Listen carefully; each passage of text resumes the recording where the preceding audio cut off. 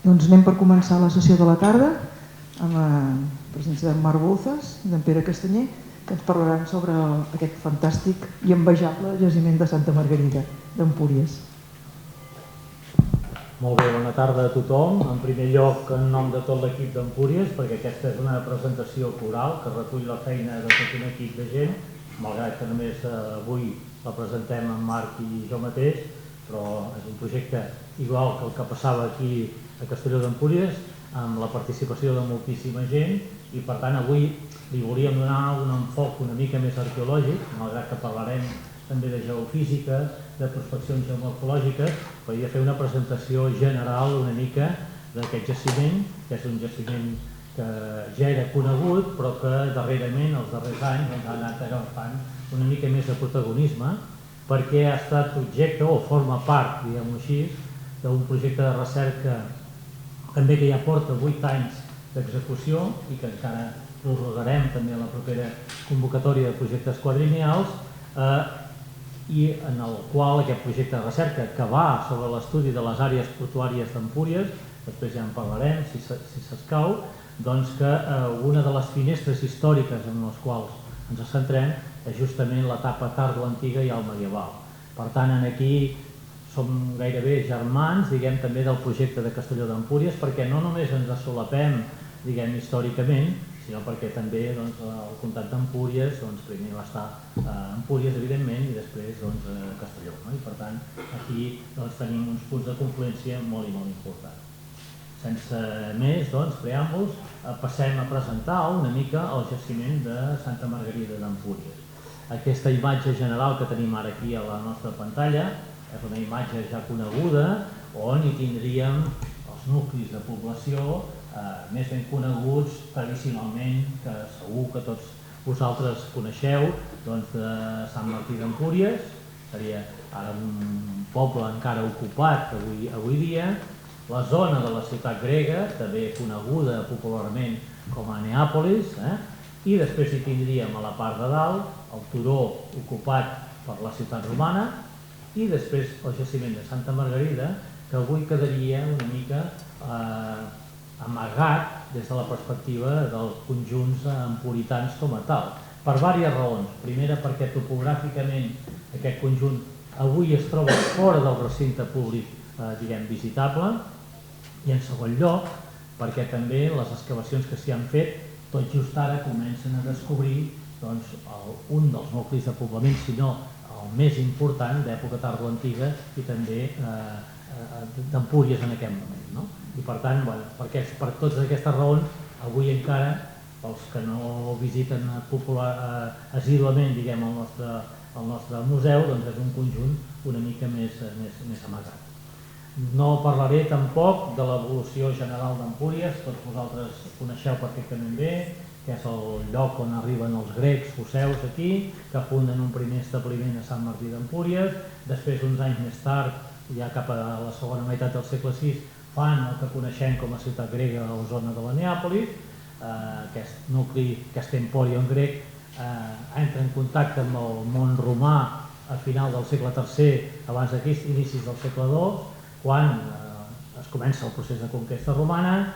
Uns 100 anys més tard, una mica més tard, s'instal·la aquí un campament militar a redós de la ciutat grega, al segle II abans de Crist, que finalment aquest campament militar dona lloc també una mica més tard a la fundació d'una ciutat romana en el marc de moltes altres fundacions també romanes a la península. M'interessava destacar que tots aquests nuclis que coneixem, aquests tradicionals d'Empúries, l'abandonament d'Empúries comença al segle I després de Crist, és un procés que dura un cert temps i que al segle III després de Crist aquests nuclis tradicionals han ja desaparegut. Però evidentment això no vol dir que el poblament d'aquest territori s'esvaeixi, sinó que va a altres llocs i ocupa el territori de manera molt diversa. És en aquest moment quan a sobre la ciutat grega hi tenim no només les restes d'una o dues esglésies cristianes, ara n'estem excavant una aquests dies justament, envoltades de tot un cementiri. Evidentment, Sant Martí d'Empúries continua ocupat en aquest moment, de fet des de l'època pràcticament del ferro fins a l'actualitat Sant Martí d'Empúries no ha deixat d'estar mai ocupat, però és en aquest moment a partir d'aquest moment, del segle IV i V, quan entra en escena aquest nou jaciment, que és el de Santa Margarida. El jaciment de Santa Margarida era ja ben conegut de fa uns quants anys. Ho era perquè la tradició arqueològica d'Empúries compta amb més de 100 anys de recerques. Al llarg d'aquests 100 anys de recerca, d'una manera més o menys directa, s'ha anat incidint no només amb els nuclis de poblament d'Empúries, sinó també amb l'estudi del territori. No m'hi extendré, citaria aquí, per exemple, les primeres recerques fetes per l'equip de Martín Almagro i Pere de Palol, que en aquest període va esdevenir una persona referent, que es van realitzar just a l'interior de la capella de Santa Margarida. El jaciment de Santa Margarida rep el nom d'aquesta esglesiola que va continuar encara dempeus fins al segle XVIII i per tant han batejat el jaciment com Santa Margarida. Aquells anys 60 del segle passat es van fer unes primeres investigacions aquí, es va trobar les restes d'una piscina baptismal, que després estudiarem més tard, i després anys més tard aquest projecte de recerca va continuar, amb l'excavació, per exemple, que hi va participar Anna Maria Puig, aquí, de la carretera, als anys 90, amb motiu de l'ampliació que es volia construir un carril bici en aquesta carretera, es va fer una ampliació, una excavació.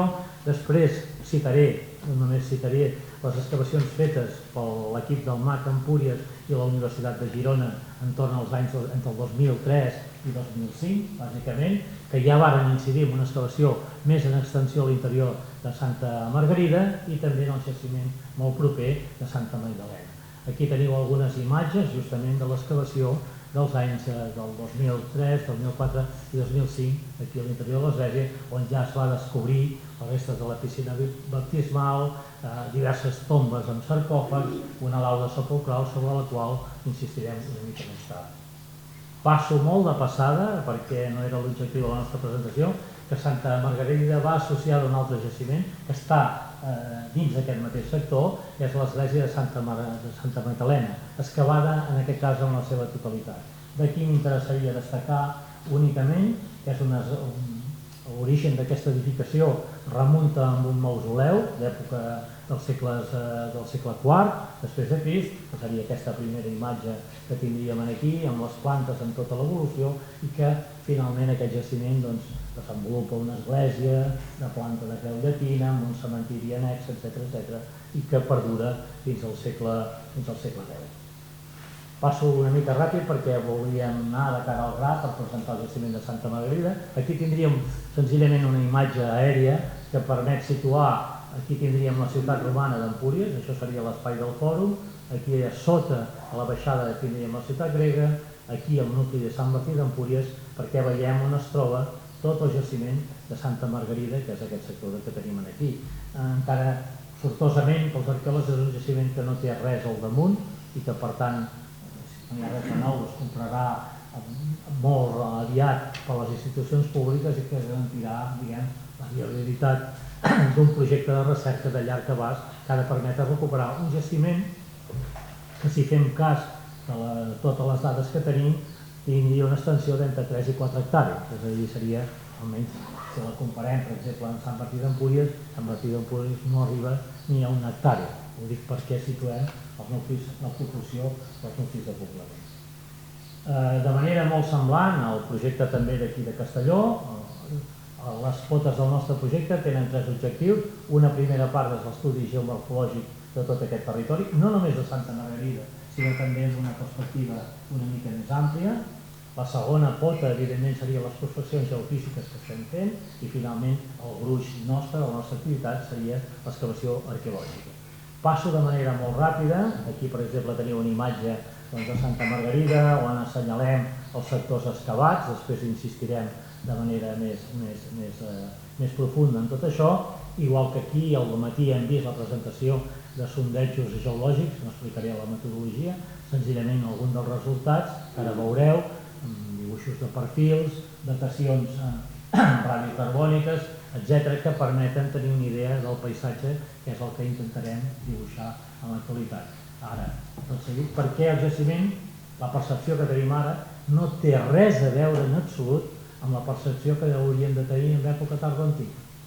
Res en absolut. El paisatge en el qual ara s'insereix el jaciment no es correspon amb res. Voldria fer incís, per exemple, en què, per exemple, en el nostre cas, a més dels sondejos geològics, hem fet també rases de geoarqueologia.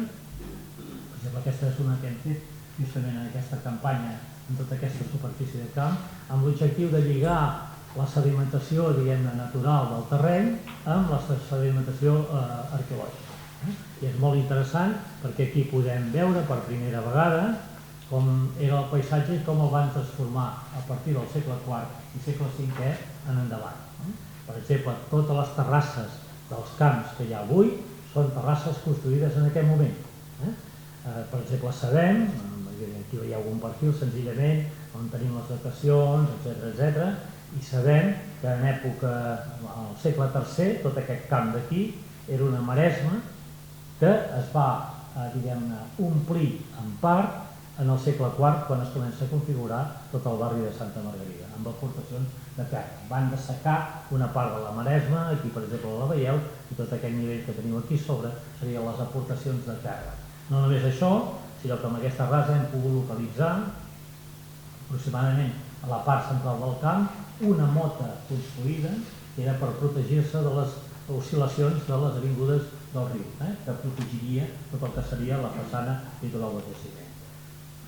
De manera molt ràpida, la imatge que ens hauríem d'emportar, ara la línia de costa la tenim aquí, Santa Margarida es situa aquí, en aquest moment no veiem el mar ni tenim cap percepció, però en aquell moment hi hauria un estuari que entraria fins a Santa Margarida, de manera que els vaixells, allò que discutíem aquest matí, podrien entrar perfectament fins al sector de Santa Margarida. I per tant arribarien, i estem convençuts que el jaciment té un espai portuari o com a mínim algun embarcador directe en relació a aquest estuari. Aquí veieu Santa Margarida, hem trobat el camí que comunicaria Santa Margarida amb l'altre pol de poblament, que seria el nucli de Sant Martí d'Empúries, i ara ho demostrarem, per exemple, amb algunes de les imatges de les prospeccions geofísiques que hem fet sobre aquest terreny i tots els adjacents. Hem fet prospeccions de molt tipus, amb georradar, amb magnètic, també hem fet això que són tomografies elèctriques que permeten obtenir una lectura molt més profunda del que seria el terreny i senzillament, només per il·lustrar, aquí teniu l'excavació que hem fet nosaltres en aquest sector i tot això ara és un camp, però en veiem pràcticament en molts llocs la planta de les cases, dels carrers, etc. abans d'excavar. Aquí teniu, per exemple, el camí principal que comunicaria la part central de Santa Margarida amb Sant Martí d'Empúries. Veieu que la carretera actual no fa altra cosa que repetir també la traça del camí en època antiga. Tota aquesta zona que veieu aquí en color blau és la zona que ja hi tindríem l'aigua. Per tant, la mota que ara hem descobert passa justament per aquí i és la que evitaria en èpoques d'arribada poguéssim tenir entrada d'aigua a l'interior del jaciment. Si passem a l'excavació arqueològica, de manera molt resumida, la presentarem també. Aquí teniu una imatge aèria de la part excavada del jaciment l'any 2020-21, essencialment. Ens hem centrat entorn del que seria l'església actual de Santa Margarida i en la recerca de dues edificacions que nosaltres associem al conjunt episcopal tardoantic que les fonts documenten en el cas d'Empúries, que serien el baptisteri i la basílica, catedral, església, dieu-li com vulgueu. Aquí teniu una mica la progressió de les excavacions i ara, de manera molt ràpida, explicarem, quan hem desgranat tota aquesta estratigrafia que hi ha a l'interior d'aquestes excavacions, què és el que hi entenem. De fet, les excavacions ja fetes als anys 2000 havien descobert aquesta part d'aquí. És a dir, l'existència del baptisteri era ja ben provada a partir d'aquell moment perquè s'havia descobert la piscina baptismal, que té diverses fases d'ús, remodelacions, fins i tot a l'etapa final es converteix en una pica baptismal exempta, és a dir, el baptisme ja no es fa per immersió, sinó es fa seguint el rite actual que nosaltres encara coneixem. Es havia excavat tota la part central en tots els sarcòfags, però no havíem delimitat encara la totalitat d'aquest edifici. Ara la planta que veieu és la planta en la qual nosaltres ja treballem, d'un baptisteri de planta quadrada, gairebé quadrada, no és perfectament quadrat, fa 12 per 13 metres de costat al centre del qual hi tindríem la piscina baptismal. Probablement té una part alçada en tota aquesta zona central que emergiria també i que des de l'exterior senyalitzaria l'emplaçament de la piscina baptismal. Hem trobat una de les columnes que estarien begudes a dins del mur de l'església actual, que evidentment aquesta coberta no es podria fer si no és amb una part central elevada i de forma diferent. A l'interior d'aquest baptisteri hi ha moltes fases d'ús, repavimentacions, etc. Tota una seqüència de tombes. Senzillament voldríem fer esment de la primera tomba, en aquest cas excavada aquí, la tomba número 1, que estava coberta, recordeu, per aquella lauda sepulcral, per aquell mosaic, on el nom de la persona que estava enterrada està trencat i no el podem saber, però per les datacions del tipus de mosaic, etc., la podríem situar a principis del segle V després de Crist. I per tant seria el moment d'arrencada, per exemple, de tot aquest barri o nucli de poblament de Santa Margarida. Això coincideix molt bé amb totes les datacions que tenim de geoarqueologia, de construcció de la mot, etc. Comencem a construir aquests edificis inicials, que són arredors del qual es construeixen totes les altres edificacions d'hàbitats, etc. I a partir d'aquest moment es comença a configurar el nucli de poblament més important que coneixem ara de l'Empúries Tarrantí. Al costat d'aquest edifici, ja ho veureu, n'hem excavat un altre. Aquest el coneixíem parcialment, l'hem acabat d'excavar en tots els seus laterals. Ara hi estem excavant un segon edifici que interpretem com la basílica o catedral d'aquest conjunt episcopal. I per què diguem això? Doncs perquè d'aquesta basílica n'hem excavat una mica més d'un terç, potser el terç de la zona de Llevant.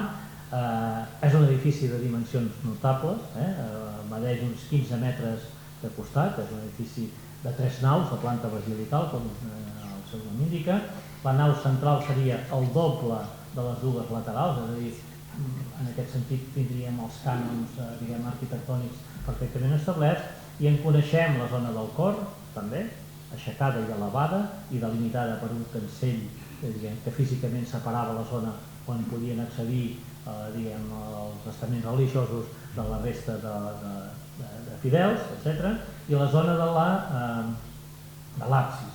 En aquesta zona de l'absis, aquí podeu veure l'excavació de la zona de l'absis, hi ha dues tombes principals que es varen excavar i a l'interior de les quals no hi havia cap resta. I això ho interpretem, després ho associarem, en què al moment final del conjunt episcopal segurament aquests dos personatges, que eren dos personatges significats a nivell religiós per aquesta comunitat, es varen exhumar i es varen traslladar i no es varen deixar en un edifici abandonat. Cal notar que una de les tombes tenia un forat o per fer libacions o per poder tocar les relíquies d'aquests màrtirs o d'aquesta gent en contacte, amb una peça de roba o amb el que fos. També aquest dematí hem parlat i els companys d'aquí de Castelló heu presentat restes de les menses altaris, etc., de sarcòfags. En aquest cas no hem trobat la mensa altaris, però sí que hem trobat una de les inscripcions, o les restes d'una de les inscripcions, que curiosament és idèntica a una altra inscripció trobada al segle passat a la zona del Fòrum i que avui està exposada al Museu d'Arqueologia de Girona, que és aquesta que veieu aquí. Però la inscripció que hem trobat seria del mateix personatge.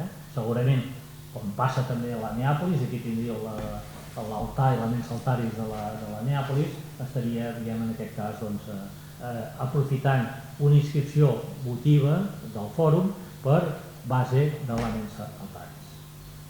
Quan posem totes aquestes dades a dins de la prospecció geofísica, ens permet ordenar una mica la posició, en aquest cas, del baptisteri i de la basílica. Noteu, aquí tindríem el resultat de la prospecció, aquí tenim el camí que portaria cap a Sant Martí d'Empúries. Aquest camí va a parar a una plaça, a l'interior o al fons de la qual hi tenim el baptisteri i la basílica, que segurament arribarà fins aquí, més o menys. No sabem si tindrà també un pòrtic transversal. I ara estem excavant aquest tercer edifici d'aquí, que veurem si també pot pertànyer al conjunt episcopal. El conjunt episcopal és segur, en tenim totes les cites de les assistències als concilis dels bisbes d'Empúries, especialment del segle VI i el segle VII, que seria l'últim bisbe que tenim documentat, però que tot això ens permet associar ara les restes que estem excavant al conjunt episcopal tardoantic d'Empúries, perquè no hi ha altra evidència que indiqui el contrari. I finalment passo, i abans de passar la paraula a en Marc, una última excavació que estem fent també recentment de les zones d'hàbitat associades a aquest conjunt episcopal. Són molt poques, però aquí veieu l'excavació d'una casa, senzillament, una casa molt modesta. Destaca, a diferència d'altres zones, com és habitual en l'època tardoantiga, la presència de materials i d'objectes metàl·lics, en aquest cas ja sigui escallots o aquestes mena de paletes que servien per plantar i per trasplantar plantes, etc. Aquesta excavació també, i en parlarem llavors al final, el conjunt episcopal sembla que entra en crisi al segle amb la invasió sarraïna, no sabem què passa, hi ha una situació en què l'edifici a partir del segle VIII comencem a trobar-hi tombes ja que no són preeminents, infants, que retallen altres tombes més antigues, etc. I comença un procés de transformació i de, diguem-ne, adaptació a la nova realitat. El conjunt episcopal, ja ho sabem, amb la conquesta carolíngia, es perd el conjunt episcopal d'Empúries i passa a ser territori de Gerunda en aquest cas. I ara passo la paraula a Marc Volta, que explicarà algunes de les particularitats de l'excavació d'aquest. Sí, bé, bona tarda a tots i a totes. Gràcies, Pere.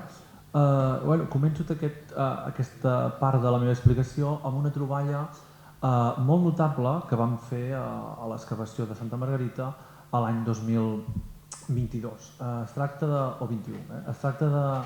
d'un tresoret, n'hi vam dir tresoret, de fet no és un tresoret, és un conjunt de monedes, en aquest cas unes 188, si no ho recordo malament, que es van documentar en aquest punt que podeu veure en aquesta diapositiva d'aquí. Fixeu-vos que no és casualitat, ara explicarem una mica el discurs que vam traçar al voltant d'aquesta troballa, que se situen davant, és a dir, en un dels límits del cor o de la separació entre l'absis i l'espai del cor, i clarament o lligades les van vincular en aquestes dues tombes. En aquesta tomba, que com m'ha comentat en Pere, les vam trobar sota de l'altar, amb dues tombes, i una d'elles tenia aquest forat per aquestes possibles libacions. Llavors, en aquesta fotografia que podeu veure aquí dalt, és una mica l'origen de la troballa. Dins d'un forat, és a dir, com podeu veure, dins un element negatiu, es troben un seguit de monedes, no pas agrupades amb una bosseta, com pot ser tres exemples que es coneixen al territori. No hi ha gaires tesorets d'aquesta època al territori gironí. Es troben, podríem dir, remogudes dins d'aquest forat, dins d'aquest element negatiu. El tipus de moneda, ara després tenim una diapositiva següent amb una mica d'estadística perquè és important en aquest sentit, com podeu veure és moneda baix imperial de bronze de baix valor. Moneda de bronze, anomenada AE3 o AE4, o que les més petites són unes que s'anomenen mínimi, ara ho explicarem.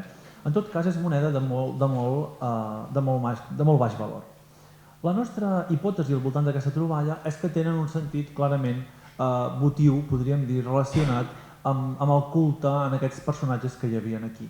I que segurament el que ens ha quedat és a les restes de monedes a l'hora d'extreure l'element que les contenia. És a dir, que hi havia algun tipus d'element que servia per contenir aquestes monedes que a l'arrencar-lo en deixa només algunes en el fons. Quan s'arrenca aquest element? Segurament en un procés de reforma de la zona entre l'absis i el cor. I per què hi ha aquest tipus de moneda? Doncs evidentment això ens queda força clar, és aquest tipus de moneda perquè és la moneda que es donava o que serveix com a element motiu i no té un valor adquisitiu alt. A part que és la moneda més comú o més documentada, més trobada en aquest moment per les seves característiques d'ús. Molt per sobre, una mica a nivell estadístic, el conjunt es pot datar bé de principis del segle V per diversos motius. El tancament del conjunt, vaja, o sigui, millor dit, el final de la deposició de monedes en aquest element. per una moneda de vàndala, que n'hi ha també molt poques al nostre territori, de principis del segle V, i per la presència d'unes monedes imitatives que són molt pròpies en el territori gironí i com molt de Barcelona, també ben datades en el segle V. Un tema que he estudiat molt i que hem estudiat també molt des de l'equip d'Empuris en aquest cas en concret. Pel que fa als altres aspectes estadístics, potser no m'agradaria incidir en un aspecte clau, que és que comparteixen característiques amb les que hi ha al territori, és a dir, totes venen de la zona francesa, d'Arles, de Lió, per tant no estan aportades, eren monedes que circulaven, i una cosa molt interessant és que tenen graus de desgast molt diferents. Algunes s'havien fet servir molt, altres molt poc. És per això que evidentment no es tracta d'un tresor d'estalvi ni d'una sola aportació de moneda, sinó que ho entenem com una aportació contínua de moneda en un conjunt que es devia anar formant al llarg del temps i que el que ens en queda són unes quantes restes després d'aquesta extracció. Bé, després, per no extendre'm molt en aquest tema, això està publicat a dos revistes diferents, una amb aquest enfoc més interpretatiu d'element votiu cap al personatge sant, o sant no, el personatge important o preeminent de l'Església, i l'altra en un aspecte molt més numismàtic. Després, si cal, podem començar, si voleu, podem parlar d'algun aspecte més en concret, però crec que és important reprendre una mica l'explicació que estava fent en Pere de les fases de Santa Margarida. Aquest tresor ens ajudarà molt bé a vehicular aquest element. I és perquè, com comentava el meu company en Pere, després a mitjans del segle durant el segle VIII ens trobem que els espais canvien, s'abandonen.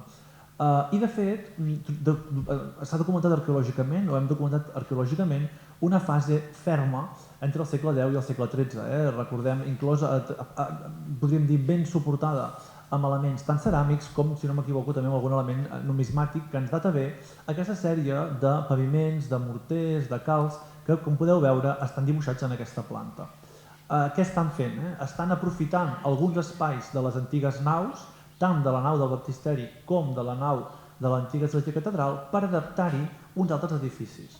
Uns altres edificis que, com veurem ara quan passi la diapositiva, segueixen sent edificis de culte. Segurament es tracta ja de dues esglésies, o petites esglésies, de plantes no iguals, sinó semblants, com podeu veure, aquesta és una mica més llarga que l'altra, però que amb evidències clares de ser uns centres de culte. És important també destacar que en aquesta d'aquí, aquí us ho marco també el cursor, que em penso que es veu, es van descobrir aquestes restes pictòriques, que si bé estan en una fase, podríem dir, inicial del seu estudi, són un element excepcional de poder-se documentar arqueològicament un element pictòric segurament d'aquesta cronologia entre el segle X i el segle XIII. És interessant destacar que a redós de tot aquest conjunt o d'aquestes dues esglésies s'hi genera, com podeu veure, un important cementiri. Un cementiri que, com es pot apreciar amb les fotografies, combina diferents tipus de tomba. Tenim tombes de fossa simple, també tombes de lloses i tombes de pedra, com aquesta que podeu veure aquí, de caixa de pedra sense lloses. I aquestes dues fotografies crec que també són bastant simptomàtiques de que hi ha una alta ocupació d'aquest espai cementirial entre els segles X i XIII. La cronologia de diversos d'aquests individus les tenim ben datades amb elements de carboni, per tant, és a dir, són cronologies fermes, i com podeu veure, repeteixo, sobretot aquesta i aquesta, aquests talls, aquests reusos d'aquest espai de necròpolis, associat, com dèiem, en aquestes dues esglésies o esglesioles. I ja per anar acabant, per ajustar-nos també al temps que teníem programat, restaria l'última o una de les últimes fases del jaciment després del segle XIII, entre el segle XIII i el segle XV. En aquest cas, l'estructuració de l'espai canvia. Aquesta zona central ja no hi trobem enterraments, aquests enterraments queden amortitzats per una anivellació de terres, ja no hi ha en aquest espai interior almenys enterraments, quedaria pendent veure si n'hi ha en altres zones, això no d'aquesta cronologia, i generem un espai molt ben definit. Una zona central de pati, amb un paviment de terra batuda que es va poder documentar arqueològicament, amb una escalinata, estava molt ben conservada, que permetia accedir del pati en aquesta segurament terrassa superior, que hauria tenir algun ús, però que fins ara està ja molt més afectada per la carretera i que no hi hem pogut intervenir amb detall. I en aquesta zona d'aquí, aquesta zona que està marcada en el PowerPoint, uns bons nivells d'enderroc, de teules, de tradició plenament, en aquest cas, baix medieval, que cobrien un espai que hem interpretat com una cuina o un espai de transformació. Un espai amb moltes cendres, moltes restes d'escòries, etc. Aquí podeu veure unes fotos d'aquests enderrocs. Però això no implica l'abandó de cap d'aquestes dues naus, com podeu veure en aquesta diapositiva. Aquesta nau es segueix utilitzant i ho podeu veure aquí baix en petit. Tenim aquestes referències que ens acompanyen durant molt de temps a nivell textual. Es parla de les esglésies de Sant Just i Santa Margarida i de fet, i ho podeu veure darrere meu per no allargar-me, ens apareix la pervivència en el jaciment apareix documentada. De fet apareix documentada encara fins al segle XVII, que podeu veure aquí, que treia un benefici, amb la qual cosa queda clar que encara està obert al culte. Això està recollit de fons, però és important mantenir aquest culte, que és una documentació que ens comença a acompanyar i que, podríem dir, reforça molt bé les dades arqueològiques que venien ja d'època tarda antiga, que la part que explica en Pere, i ens porten fins a època ben bé baix medieval i de fet època moderna. I només per acabar, era important, o és important, explicar que un dels eixos també que estem treballant en aquest projecte és un estudi antropològic poblacional molt detallat. És a dir, farem datacions de carboni i sobretot estarem incidint amb els elements que ens permetran fer un estudi de la dieta d'un conjunt de població que sempre viu, podríem dir, en un entorn similar, en el mateix lloc, podríem dir, en el mateix espai territorial, però que evidentment al llarg de generacions i generacions. Perquè aquesta seqüència que en Pere ha començat a explicar i jo he acabat d'explicar, de tombes que ens arrenquen ja des del segle VIII i que ens van ben bé fins al segle XIII. Per tant, un gruix molt important. Aquests estudis, evidentment, volen els seus processos, és un estudi en procés i que esperem que els resultats es puguin presentar en futures trobades, congressos i altres jornades científiques. I amb això, podríem dir, per part meva això és tot, no sé si Pere vols afegir alguna cosa més. Doncs això és tot per part nostra i us agraïm la vostra atenció a totes i a tots.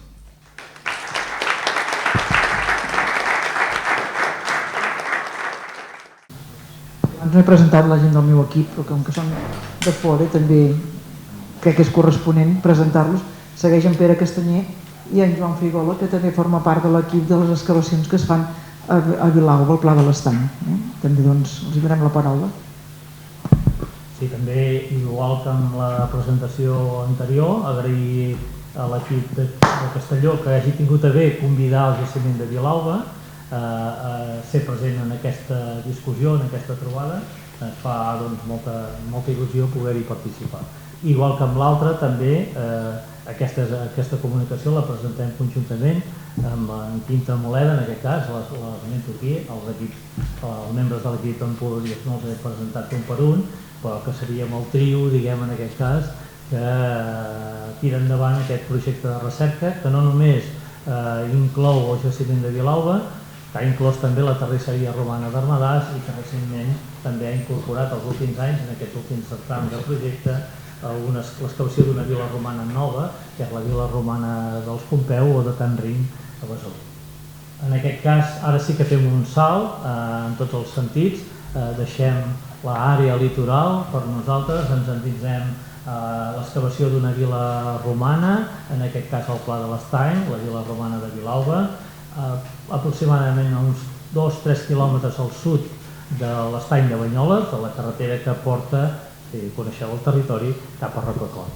De fet, fins fa relativament poc, si molts de vosaltres havíeu anat a Rocacorba, hauríeu travessat per damunt d'aquest jaciment, perquè és un jaciment que ha tingut una particularitat, que aquesta traça que veieu aquí en aquesta imatge, que és la traça d'una antiga carretera, que es va construir l'any 1932 i que va servir per localitzar aquesta vila romana, de la qual se'n tenien notícies, però no una evidència física.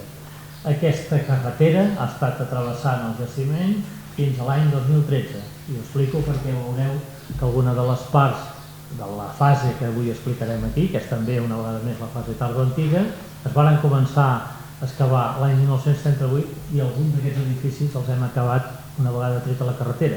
ha estat així, l'important és que finalment tot s'ha pogut reconstruir i es pot anar avançant. I de fet el projecte de Vilalba és, jo diria, un exemple de tenacitat i de tossuderia, perquè aviat celebrarem el 50 aniversari de les excavacions i el qual ens fa molt content de poder continuar lluitant, no només fent recerca, sinó recuperant també el patrimoni. Bé, ens centrarem de tot aquest entramat de jaciment, que és un jaciment que té gairebé 800 anys d'història, no és poca cosa, comença evidentment als segles II abans de Crist i dura fins al segle VII després de Crist, per tant és un dels jaciments més ideals o idonis per estudiar una mica l'evolució del poblament rural des de l'arribada dels romans i fins al moment de transició al període medieval. No explicaré pas tota la seqüència, senzillament ara ens centrarem en la fase més recent d'aquest jaciment, que és la fase, diguem-ne, tardoantiga o del vilatge visigot. D'aquest entramat d'estructures que veieu aquí en gris, en color, aquí tindríeu la fase identificada com la fase tardoantiga de Vilalba. I veureu que hi ha un conjunt de construccions, que serien les que tenim en aquesta zona que ara de seguida assenyalarem, aquest sector d'aquí, i un altre conjunt de construccions de les quals en parlarà més extensament en Joan Friol. Aquesta fase tardana, que començaria com passa moltes vegades, perquè aquí les viles romanes com a tal s'aturen, les que perduren més a la segona meitat del segle V després de Crist, després d'un període d'adaptació, doncs al damunt d'aquestes restes s'hi construeix un establiment diferent, que ja no definim com a vila romana, i que mostra clarament una transformació en el moment de l'organització de l'espai rural. Aquesta fase tardana, però, no és uniforme. D'aquests 2 segles últims d'ocupació en tenim 3 fases documentades, no patiu que no les explicarem pas en tot detall, sinó que en farem només una presentació una mica més general. Aquesta fase última comença amb unes estructures molt febles que podem seguir de forma irregular. Bàsicament són estructures en negatiu, rases, fosses. No sabem si en aquest moment associades fins i tot a tipus de cabanes semienfonsades, però les 2 fases últimes que ja coneixem més bé són fetes amb materials ja construïts, altra vegada amb molts de pedra, etc. Aquí veieu, en gris tindríem la trama última del vilatge ja de segle VI, segle VII, i en canvi en trama més fosca doncs hi tindríem la segona meitat del segle V, finals del segle V, inicis del segle VI. En aquest moment, però ja veiem que, per exemple, les cases ja comencen a tenir la mateixa planta, són cases molt petites, els explicarem amb una mica de detall, associades a vegades a canals de drenatge, a sitges, a estructures de combustió, etc., a les restes d'un pou que també explicarem ara tot seguit. És un vilatge molt modest que després es clarifica molt en la fase més recent del propi vilatge. Farem un petit incís en l'excavació d'aquest sector d'aquí, del pou. És una zona que estem excavant justament en l'actualitat. Aquest pou en realitat no el van pas construir el del vilatge visigot, sinó que era un pou que ja venia de l'etapa precedent, de la vila baixa imperial, molt probablement associada a un conjunt termal certament important, que requeria d'aigua. Van construir un pou, ara el tenim excavat a uns 6 metres i mig de fondària, però ens interessa d'aquí no explicar-vos la història del pou, sinó la part final de la història d'aquest pou, perquè aquest pou es va començar a obliterar mitjans finals del segle V, però van ser aquests primers visigots, aquest primer vilatge visigot, que el van acabar de revellir. I ho van fer, com tots els pous, permet una excavació amb unes condicions absolutament excepcionals per a l'arqueologia, perquè preservem les granes, les fustes a vegades carbonitzades o sense carbonitzar, les restes de llavors, podem fer estudis de pol·len, etc., que ens han donat una visió del paleopaisatge molt i molt interessant. Posem només aquí el nivell que correspondria al vilatge que ara explicarem, seria aquest d'aquí la part superior, i senzillament mostrem també algun dels materials. En les presentacions del matí hem vist una mica alguns d'aquests contextos, aquí n'hi ha. També són materials relativament modestos, bàsicament en materials de fabricació local, però moltes vegades també importat, amb uns perfils d'olles que coneixem molt bé, que corresponen essencialment a segle VI i VII després de Crist, i també perfils d'olles, morters, etc. Sense perdre més temps, volia passar a explicar-vos què és el que coneixem d'aquesta fase del vilatge de Vilalba. Això va tenir un tomb a partir dels anys 2006-2007, quan vam tenir ocasió d'excavar una ampliació important del jaciment en una zona que no sabíem si hi hauria la vila romana, i vam tenir la immensa sort de tocar un vilatge intacte, sencer, sense res al damunt ni tampoc res a sota, i per tant l'hem pogut excavar en extensió. Aquí teniu l'excavació en extensió de tot el que seria el nivell d'abandonament d'aquest vilatge. Ja ho veieu que és un munt de pedres espectacular, no hi ha teula, això després en parlarem, pensem que la coberta de les cases seria de tipus vegetal, no és perquè no en trobem, que podria ser que l'haguessin recuperat, és que no hi ha ni trossos de teules trencades, per tant hem de pensar que la coberta seria una altra cosa. Senzillament la planta d'aquest vilatge ja permet intuir una mica quins són els espais de patis, aquí els veieu, que ara comentarem, i com és l'estructura de les cases. Què és el que en coneixem d'aquestes cases? Doncs bé, del vilatge que tenim ara excavat, que seria en torn a 6, 7 o més cases, de moment en tenim excavades en la seva totalitat 3. Que totes repeteixen el mateix patró i per tant pensem que seria la pauta que hauríem de tenir en compte. Aquí teniu la que anomenem la casa número 1, és igual al número, que seria aquesta que veuen aquí, i aquí la teniu ja una vegada aixecat tot el nivell d'enderroc, d'abandonament, i veiem l'habitatge, la casa, que és aquest espai d'aquí. Són cases, perquè ens entenguem, molt semblants a les cases de tipus ibèric, que podríem trobar molts segles anteriors, evidentment, però que res tenen a veure amb la casa romana. La casa romana, la part residencial de Vilalba, fa 900 metres quadrats. Aquestes cases fan en torn de 25-30 metres quadrats com a màxim, com unitats unifamiliars. Es poden identificar molt bé els espais d'habitatge perquè tots ells compten amb una llar, com aquesta que veieu aquí, que hem pogut excavar, documentar perfectament bé, una zona de pati. El pati està definit per un mur a mitja alçada, a vegades amb desaigües, etc., amb les portes d'accés que estan ben conservades i en molts casos també amb un edifici annexe que podria ser per tenir 2 ports, un bestiar, el que fos, o per guardar algunes eines. Molt de material metàl·lic també, en aquest cas posem una imatge d'una falç per segar blat. En aquest cas d'aquí, la casa número 2 repeteix exactament el mateix esquema que l'altra, seria aquesta que tenim aquí, amb el seu pati, amb la seva casa, amb una llar, en aquest cas amb una sitja. Recordeu la casa que ensenyàvem fa uns minuts de Santa Margarida? És exactament igual. Les mateixes paletes de plantar, els escallots per les ovelles, etc. La casa número 3, altra vegada, passo ràpid, tot allà insistirem, que seria aquesta que veieu aquí, amb el seu nivell d'enderroc, sempre repetim les mateixes pautes. En aquest cas seria el pati, la casa amb la llar, i en aquest cas, a diferència de les altres, la llar està dividida en una estança, que no sabem si seria l'habitació, el magatzem, etc. Queda una última estança que no comunica amb aquesta casa, que pensem que s'hi accediria des de l'exterior perquè no tenim porta, de la qual no en tenim encara cap hipòtesi sobre què podria ser. Si algú en coneix algun paral·lel semblant, és una estança molt petita, no sabem si seria un graner elevat o el que seria. I aquí teniu una imatge de com seria la reconstrucció d'aquestes 3 cases que hem ara nosaltres excavat, que veieu aquí. Aquí veuríeu aquestes cases, la reconstrucció de cada un d'aquests ambients, que podem fer amb una certa precisió, amb tot el material que s'ha trobat a l'interior. Ja ho veieu que és un esquema molt senzill, i senzillament poso paral·lels d'altres vilatges d'època tardo-antiga coneguts a la península Ibèrica. En aquest cas seria d'un vilatge cronològicament idèntic al de Vilalba.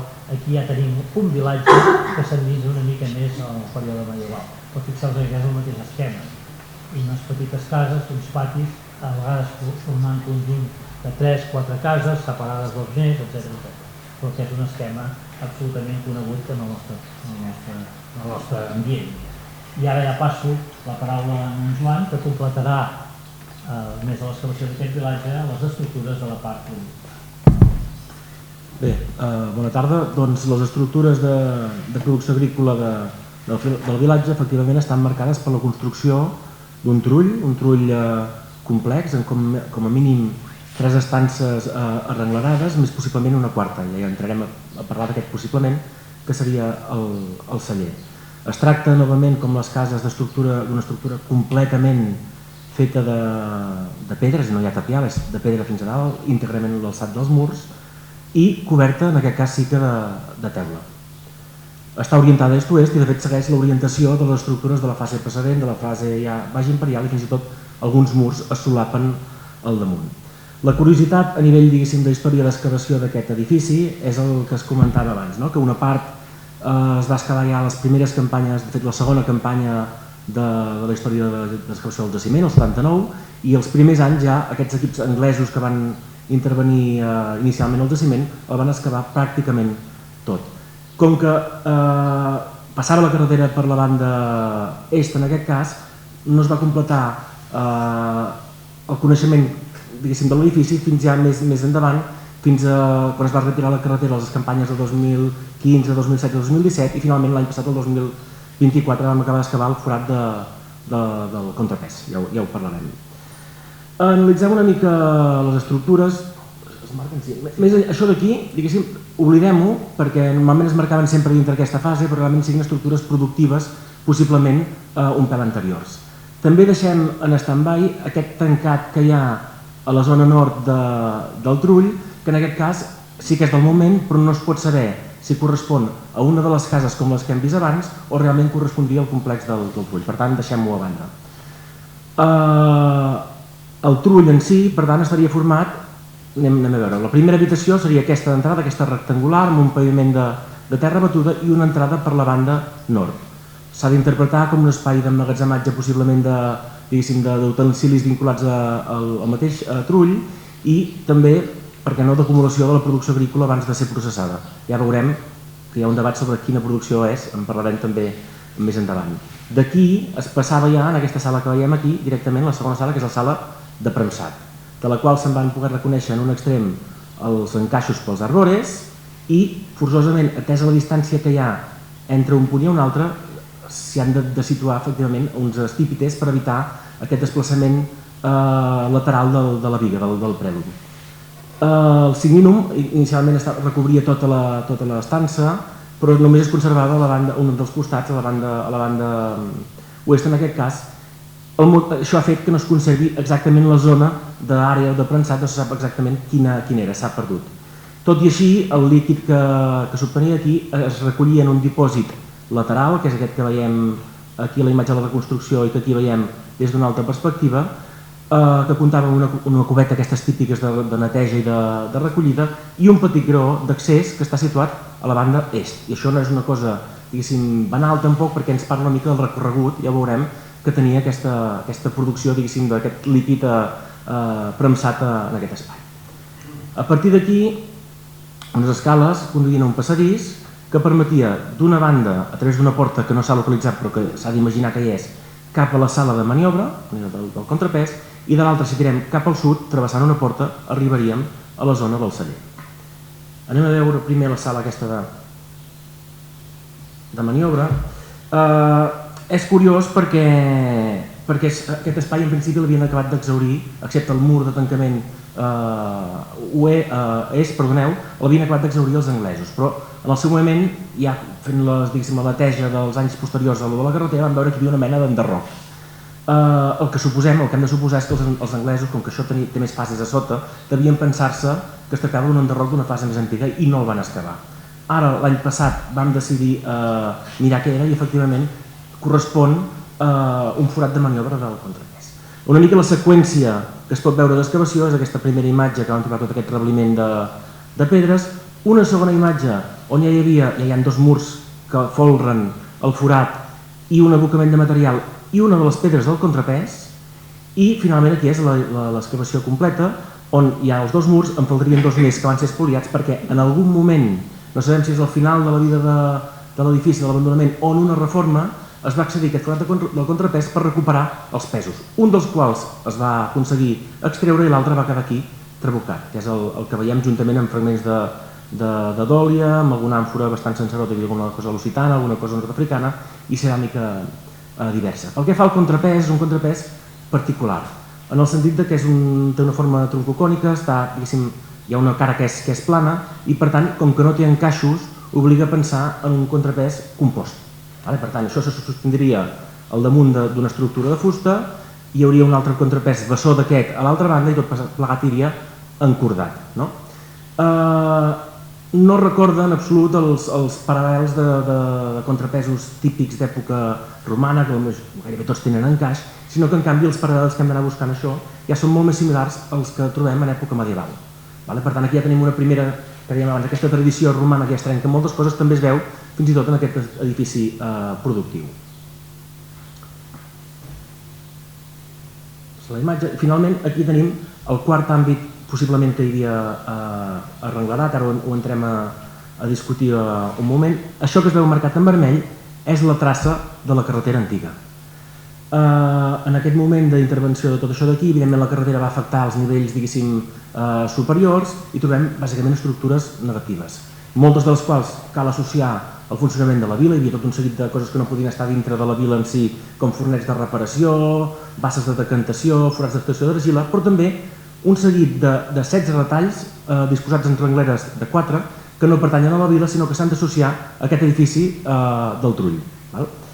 Evidentment es tracta de forats per encaix de dòlia de fossa, un total de 16. Les peces, evidentment, com sol passar la majoria de vegades, com que eren molt valuoses econòmicament, això em parla l'edicte de Dioclecià, si no m'equivoco, tenen equivalents a molts jornals de feina d'un treballador agrícola, es van extreure i es van aprofitar, però en tot cas eren peces, ja ho veurem a continuació, petites. Són més aviat d'oliola que no pas d'òlia en si. Queda aquí debatre una qüestió, és que si això, que no ho podem saber, anava tancat o no, és a dir, si era un celler a cel obert o es tractava d'una part construïda més integrada dintre del cos del celler. El fet que estigui tan relativament ben alineat amb el celler i que sigui tan compactat ens fa pensar, la nostra proposta és que segurament sí que estava integrat, però com que està per sota el nivell de circulació, evidentment no ho podem saber. També una altra cosa a plantejar en aquest cas és aquest trull, que té unes dimensions ja prou grans, és evident que no es pot associar directament a una casa d'aquestes en concret, que eren molt més petites. Per tant, ja s'ha plantejat sempre la interpretació que era un ús comunal. Això ens fa entrar en una altra qüestió, en un altre debat, que és que, evidentment, ja no està, és diguéssim, la vila romana no existeix, hi ha un vilatge a sobre, però segurament el fundus sí que ha preexistit, és a dir, no es fragmenta. I aquesta gent que hi ha aquí, posat en aquest vilatge, està explotant de manera diferent, segurament que sigui el colonat o la fórmula que sigui, però explotant el mateix territori de la vila romana. A partir d'aquí el debat si això era una infraestructura, diguéssim, mancomunada i comuna de les persones o era una estructura, per entendre'ns ja, senyorial, és una altra cosa, però sí que hem de quedar amb la idea que el fundus es manté, el que es treballa d'una altra manera, amb un sistema diferent. Bé, a banda del trull, les excavacions han permès recuperar, d'aquí i allà en molts sectors, altres informacions molt destacades sobre les dades de l'economia del vilatge. Bàsicament, perquè en tinguem una mica d'idea, trobem una certa variabilitat en la cria d'animals, amb un predomini, això sí, dels olicràtids, però un aspecte ampli. I això es veu també en el consum, les pautes de consum. En aquest cas, però, trobem una altra vegada una diferència respecte al període baix imperial, que és que aquí primer es mengen les ovelles i cabres, amb nombre d'importància, després porcs i finalment bovins, que han perdut molta importància respecte al període baix imperial, que són els que predominen. Per tant, veiem novament un canvi en aquesta tendència i aquesta dinàmica que tornarem a veure d'aquí poc amb una altra qüestió. Pel que fa al cereal, sí que es detecta certa tendència al monocultiu de blat, tot i que hi ha civada, hi ha ordi que també s'ha documentat bé, però sembla que el cereal, gairebé un 90% de les granes documentades és el que predomina.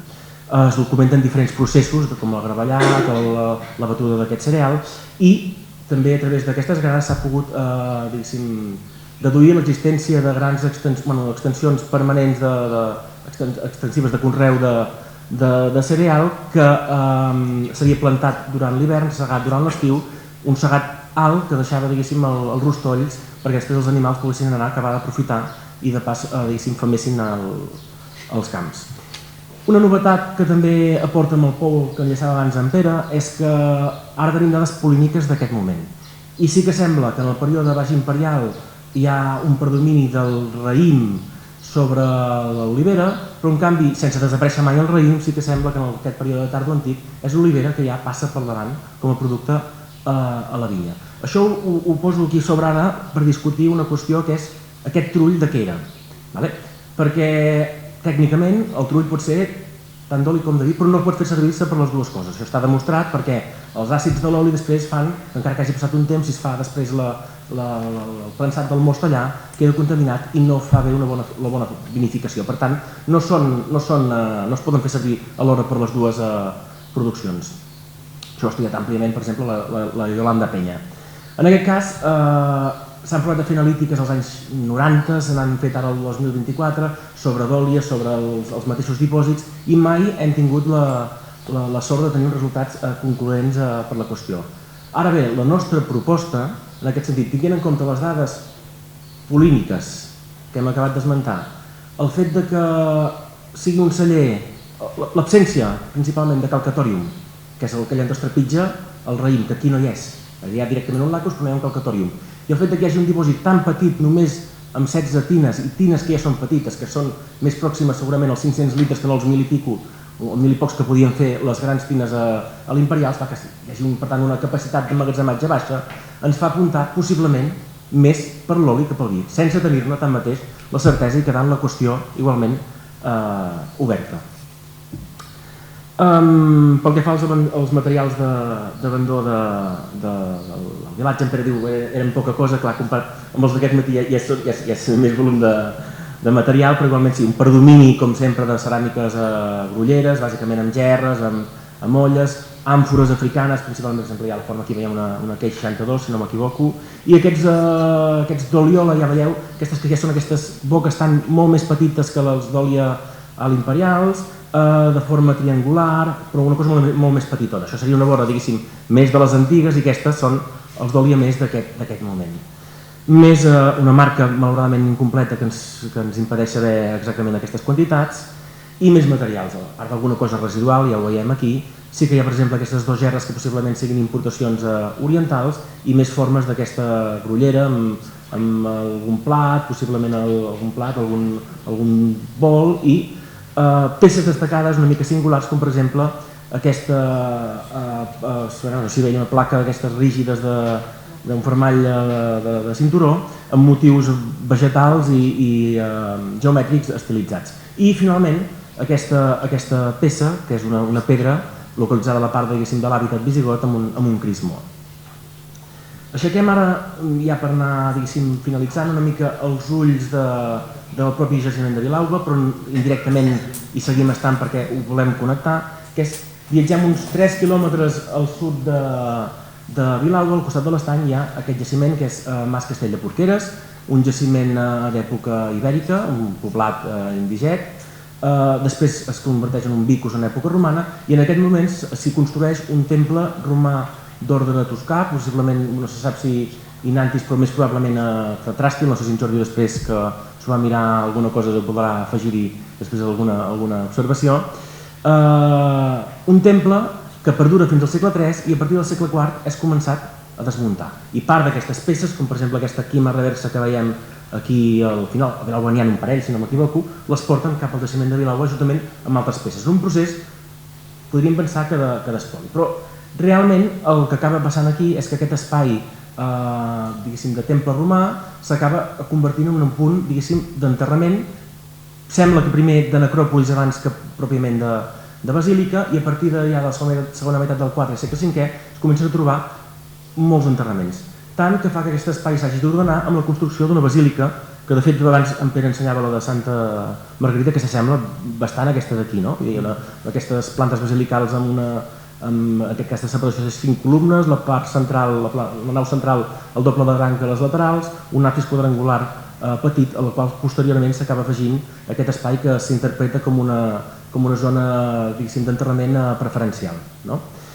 Sí que sorprèn que més o menys a finals del segle VI o principis del segle VII aquesta església quedi reduïda, s'ocupa només la nau central. Més endavant també passa una cosa similar, veig a Empúries, i en aquest cas es dota amb un absis poligonal, em sembla que té 7 cares, aquí una mica sobredimensionat respecte a l'estructura, però sí que hi ha una contracció.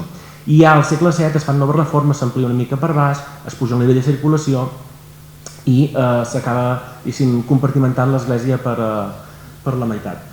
Una cosa destacada és que aquesta església és la que manté l'activitat cultural fins al 1182, que és quan es construeix la nova església romànica de Santa Maria de Porqueres, que està just a uns 40 metres, però el que és curiós és que els arcs, les columnes, i això també Jordi et remeto després si vols fer alguna observació, les columnes que sostenen l'arc triomfal del presbiteri de l'església de Santa Maria són les mateixes columnes del temple romà, que probablement, una cosa que és de legitimació, moltes vegades sol passar d'un temple antic o una reforma, integra parts significatives, per tant, tots aquests temples deuen haver anat integrant parts d'aquests fus de columna del temple romà. A partir d'aquí, això, durant tot aquest moment, s'usa com a zona de cementiri i ens fa plantejar una qüestió, que és aquesta gent que vivia a Vilalba, on s'enterrava? El més lògic seria pensar que...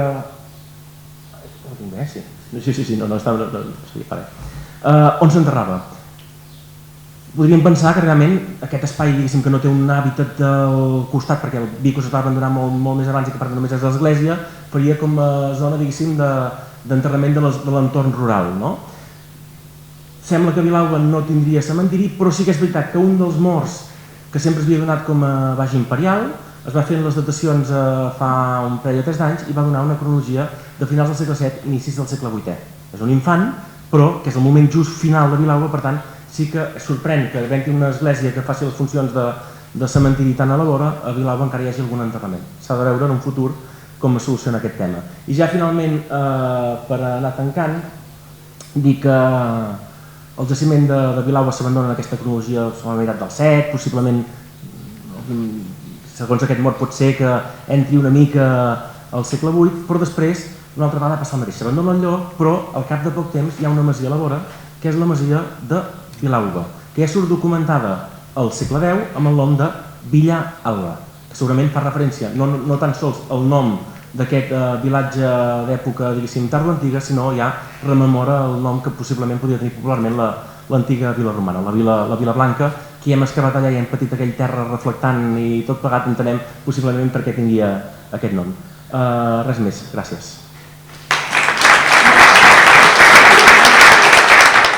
Sí que donem pas als companys documentalistes del projecte de recerca de Castelló, que aquest matí no ens han pogut acompanyar i que també és una part del projecte que complementa els treballs arqueològics a través de la recerca documental.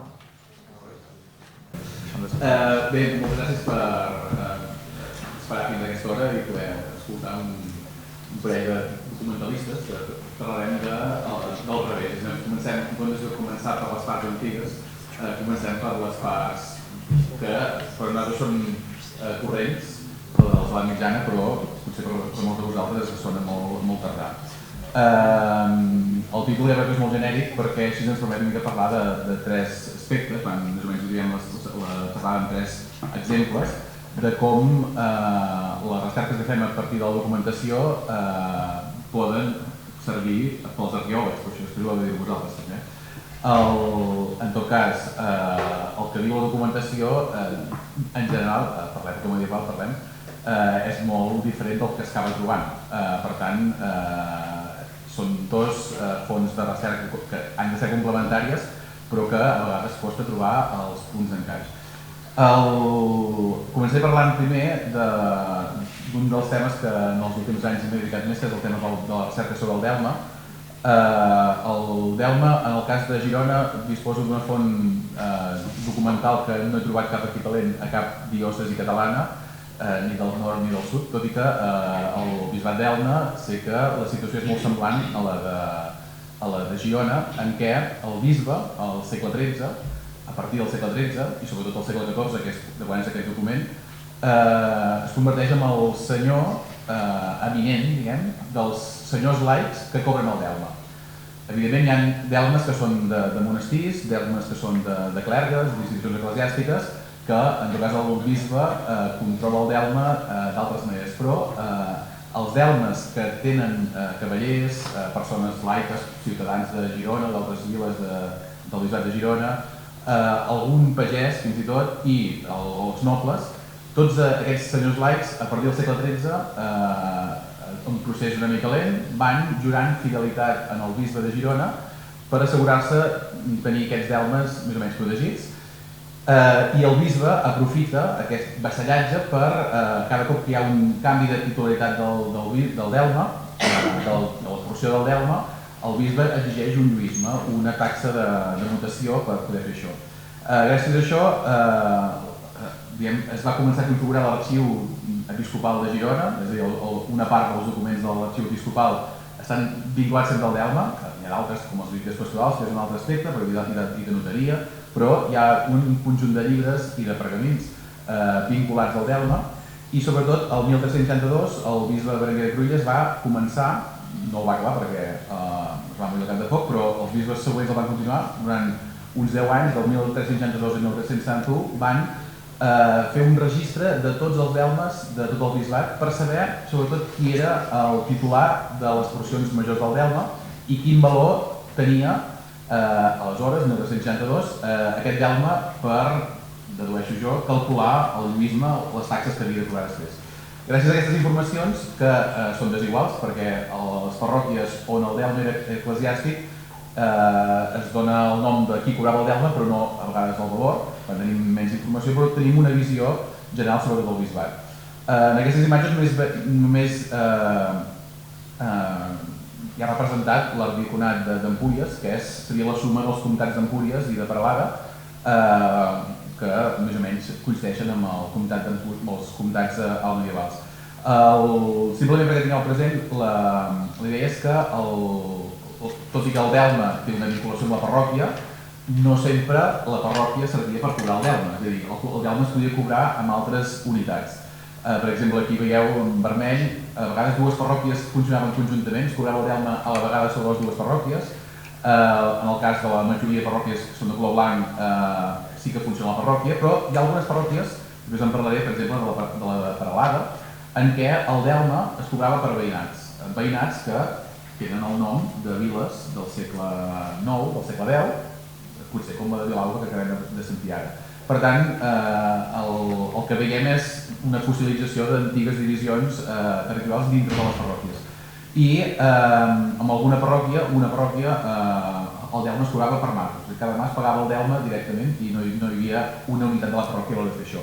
Tot i això, hi ha masos que paguen el delme diferent de la resta de la parròquia, hi ha veïnats que paguen el delme diferent de la parròquia, per tant, una de les coses que hem de tenir present és que quan parlem de delme en singular ho fem malament, hem de parlar de delmes en plural només per parlar dels delmes de l'agricultura. Hi ha els delmes de la ramaderia, que també són uns altres delmes, els delmes del mar, uns altres delmes, per tant sempre ho hauríem de parlar en plural. El segon mapa és simplement el valor del delme, una mica perquè tingueu una idea, de les parròquies que s'ha pogut. Les que estan en blanc no tenim les dades perquè són eclesiàstiques, el delme el cobraven persones eclesiàstiques o institucions eclesiàstiques, però del delmes majors hi ha valoracions al voltant fins al cas de justament Peralada, que és el cas del bisbat de Girona en què el delme és més elevat. Per què? Doncs perquè Girona no hi és, perquè és eclesiàstic, perquè les grans viles eclesiàstiques no comptaven. Per exemple, a Castelló d'Empúries no sabem el valor del delme, segurament era molt més alt que el de Peralada, però no els coneixem perquè no surt aquest document. El de Peralada és de més de 600 lliures a l'any. I més o menys hi ha una mitjana que continua que cada mas podia pagar una lliura de delme a l'any. Per tant, és una quantitat important, però orientativa també. Llavors, me sento per no allargar-me massa, perquè si no després menjaré el temps de Mia. A l'esquema central hi ha el cas de Peralada. Peralada és una parròquia extensa i segurament respon al model de parròquia antiga en què hi ha diverses unitats, que és el que surt a les primeres actes de consagració d'esglésies, quan aquests documents el document d'actes de consagració del segle X a partir de l'any 900 comença a haver actes de consagració. Normalment el que es fa, fins a dir el verb aparroquiar, és a dir, hi ha algun acte de consagració com la de la Bisbal d'Empordà, el 904, en què el bisbe vincula les diverses viles i vilars que formaran el terme parroquial amb l'església parroquial, i d'aquesta operació en diu aparroquiar. Doncs el cas de Peralada manté aquesta estructura, és a dir, hi ha un centre que és Peralada, amb el delme més valuós, 187 lliures, però hi ha tota una sèrie de nuclis, les Olives, Morassac, Costes, Garriga i d'altres més petites, que diguem que funcionen a nivell del delme de manera independent. Justament les Olives, Morassac, Vila de Quirc, Costes, Garriga són viles que ja estan documentades alguna al segle IX i la majoria al segle X. Per tant, reflecteix l'estructura antiga. El que és interessant d'aquí, que hem de parlar més, que sempre hi ha la mateixa proporció del delme, és a dir, a cada lloc, tot i que són a vegades senyors diferents, 2/3 eren d'un senyor laic i 1/3 d'un senyor eclesiàstic que no són mai la parròquia. Aquest és el cas interessant, que el delme va lligat a les parròquies, però l'església parroquial no cobra gairebé mai el delme directament, de la majoria de parròquies. Llavors, un petit exemple que trobo que és interessant perquè, d'una banda, hi ha pocs documents. És una església de Bauxitges, una parròquia, perquè hi ha una mica el problema que tenim molts documentalistes a l'hora de lligar aquestes coses. Segle XIV, dalt de tot, és la informació que tenim a través d'aquest llibre verd. Sabem que hi ha 1/3 que el cobra un cavaller, aquest en Bertran de Cornellà, que amb alguna altra referència diu que és senyor de la casa de la Roca, o qual cosa és difícil de dir, però hi ha unes restes d'un edifici que es diu la Roca Tapades, que podria, per zona, podria ser aquest lloc. Ara, hi ha moltes altres roques, castells sobre roques, està ben ple. Hi ha 2/3 més del delme, un el cobra el prior de Santa Maria de Camps, que és un petit monestir, ara convertit en casa privada a Garriguella, i l'altre el prior l'abat de Santa Maria de Vallbona, que està a Regelers, està en un petit monestir a l'altra banda de les Alberes. Aquesta és la informació que tenim al segle XIV, i anterior només hi ha un document del segle X, que és un acte de consagració de l'església de Bauxitges, en què s'esmenta que el delme el cobra un sacerdot que es diu Sant Beret. Entre el segle X i el segle XIV no hi ha cap referència a res. Per tant, és una mancança que tenim, i que l'única cosa que podem completar és en hipòtesis, que és una mica el que vindrà després. En hipòtesis de lligar com ha evolucionat l'evolució del delme entre el segle X, que es va implantar al Comtat de Girona, i el segle XIV.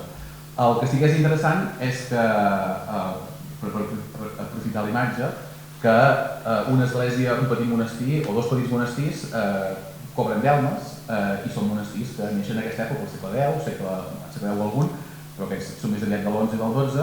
Hi ha un cavaller que té una torre, com aquesta que es veuen aquí, que cobra el delme. Per tant, és una mica com les novel·les de l'Agatha Christie, que sempre has de seguir la pista del diner per entendre a vegades com són els crims. Aquí, qui pot construir edificis? Doncs, curiosament, sempre hi ha un petit vincle amb el delme, no només amb el delme.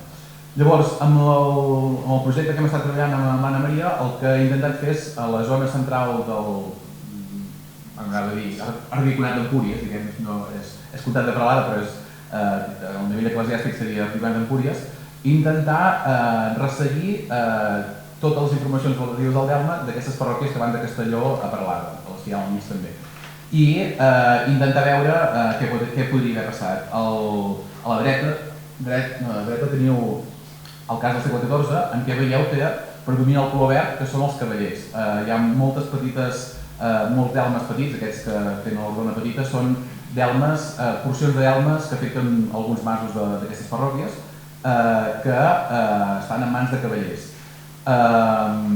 Però, en canvi, les notícies que tenim al segle X és que la major part dels delmes estan en mans dels comtes, i que els comtes els comencen a cedir en els monestirs. Com es lliga el segle X amb el segle XIV? Doncs la idea és que, a banda dels delmes dels monestirs, que més o menys es mantenen, i fixeu-vos que Vilabertran, abans de crear-se la canònica de Santa Maria de Vilabertran, ja cobrava delmes l'església de Vilabertran del terme de Vilabertran, però hi ha el cas de Fortià, que de seguida passa a pertànyer a Sant Pere de Rodes i d'altres. abans d'aquests delmes que pertanyen a monestirs, els delmes que al segle X són en mans dels comtes, sembla que haurien passat a mans dels senyors de castells del segle XI i que aquests, en un procés que coincideix amb la reforma gregoriana en què el papa intenta que les prestacions eclesiàstiques que diu el papa passin a l'església, doncs el traspassen en els seus vassalls, els cavallers, que són els que el tenen, normalment sempre diuen en peu pel senyor del castell d'aquest lloc, etc. Per tant, que hi ha aquest traspàs de delmes d'un lloc a l'altre. Un exemple final d'aquesta part és el cas dels Vallgornera, uns cavallers del terme de Peralada que es conserva a la casa forta, al mig del veïnat, una casa tancada, però que té origen segurament amb les notícies que tenim del llinatge al segle XII, que és quan aquests cavallers haurien començat a rebre aquests delmes dels senyors, en aquest cas dels senyors de Peralada, dels vescomtes de Rocabertí. El llinatge dels Vallgornera tenim documents fins al segle XIV, que és quan he buscat, fins al llibre verd, i sabem que realment cobraven el delme del veïnat de Vallgornera i que durant un temps, bàsicament fins al 1271, fins bona part del segle XIII i abans, cobraven el delme del veïnat de Costes. Per tant, és un indicador, és a dir, aquests cavallers, petits cavallers que com molt poden fer una torre, tenen un vincle directe amb el delme, a banda del que he comentat abans dels petits monestirs o esglésies que també. Llavors, sí, el segon exemple és una cosa compartida perquè en Nia coneix més bé que jo que Castelló. Jo el castell potser el conec més bé que jo, per tant farem una barreja. Per tant, jo començaré a explicar i en Nia agafarà el fil del castell per explicar altres coses després. La idea és que un altre exemple, és a dir, el que hem parlat ara bàsicament és món rural, la documentació sobre el món urbà o les viles és molt més precisa, sobretot en el cas de llocs com Castelló d'Empúries en què es conserven els llibres notarials i que permeten documentar el dia a dia d'una vila al llarg des del segle XIII, finals del XIII i tot el XIV. En aquest cas, hi ha un document del 1332 en què el comte d'Empúries, l'infant Pere, decideix obrir una carrera nova, un carrer nou, al mig de l'antic castell dels comtes. I obre aquest carrer, que es diu actualment el carrer del Mestre Blanc, durant l'època medieval es coneixia com el carrer de la Paereria Nova, perquè a banda i banda, tots aquests números que teniu aquí marcats corresponen no a cases, sinó a obradors de paraigües. Tots paguen molt més, paguen el doble que per les cases que estan de color gris al costat. És a dir, paguen molt més per l'obrador que per la casa. Per què? Doncs perquè aquest establiment, aquesta parcel·lació, o aquest pelotazo, que dirien a Madrid, va vinculat als privilegis que el comte dona als paraires. És a dir, en aquest carrer, hi ha dos carrers més de paraires a Castelló, però en aquest carrer, igual que en els altres devia passar semblant, eren els únics llocs on els paraires podien vendre, ningú altre que no fos paraire podia vendre aquí, tenien gairebé una porta d'accés directe a la muralla que es va obrir en aquests moments per poder accedir al costat de la muga per poder rentar la llana. Per tant, hi ha tot un negoci molt vinculat a la paereria en aquest punt.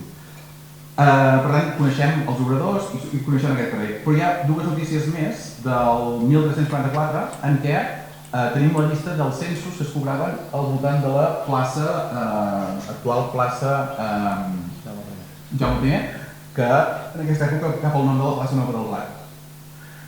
I del 1355 hi ha un cambreu que fa el compte de tota la vila i tornem a tenir totes les cases, hi ha aquestes del castell i moltes més de la vila que pertanyien a la senyoria del comte. És molt interessant aquest cambreu del 1355 perquè justament han passat 7 anys de la pesta negra i hi ha hagut, en la majoria de cases, canvis de titular, per tant podem veure com ha afectat la pesta, diguem, en aquest sector de la ciutat. A més, entremig d'aquests anys, per altres documents sabem que es construeix l'edifici actual del museu, que està sobre la Cúria i la presó. Per tant, tot aquest recinte s'urbanitza en la forma que veiem ara, que es conserva en el parcel·lari actual, en aquests moments. A la vegada, això mirant enrere, mirant els segles enrere, hi ha uns fets molt importants, és a dir, ens permeten entendre millor què ha passat abans. I el que és interessant, gràcies altre cop als llibres notarials d'aquests anys de finals del 13, hi ha una primera parcel·lació de cases que afecten el que en diuen la mota del castell. És a dir, que són cases, aquestes que teniu aquí al carrer de la Neu, cases que estan fetes sobre la mota del castell i s'esmenta també, en aquesta part d'aquí sota, un arc i un pont que permetien, se suposa, accedir al recinte del castell. En aquesta època, recordeu, 1285 els francesos han arribat a l'Empordà i no tenim notícies que els comtes visquin efectivament aquest castell. Volten molt per tot arreu, però no tenim notícies que quan estan a Castelló estiguin al castell. Per tant, potser la residència del castell ha ficat afectada, tot i que hi ha notícies d'una capella de Santa Margarida i de l'existència d'un acord judicial passat de la cúria que veiem allà, que potser estava en aquest recinte. Però en tot cas, el que veiem és que hi hauria uns valls que envoltaven el recinte del castell, una mota i després el recinte del castell que actualment el desconeixem i que és un dels reptes que tenim entre mans en els propers temps, diguem. Lligant-ho dintre de l'urbanisme de Castelló, i amb això ja hi acabaré jo, simplement del segle XIV anant cap enrere, doncs tenim això que al segle XIII el castell comtal ocupa un dels puigs dels turons de dins de Castelló, el puig del Mercadal, i que és el moment que s'està començant a transformar aquest sector perquè està creixent tota la vila.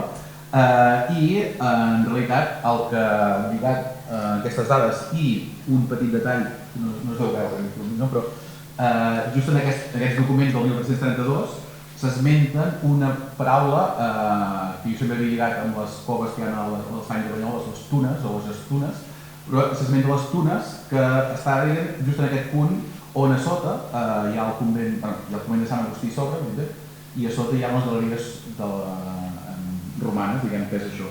Llavors, la recerca documental una mica situa en aquesta banda del castell del Puig del Mercadal segurament potser la part més antiga, més reculada, d'origen romà del nucli de Castelló, i és justament en aquest sector, en aquests punts negres, que els treballs de l'Anna Maria Puig permeten situar les troballes fins ara fortuïtes, diguem, de restes romanes a Castelló.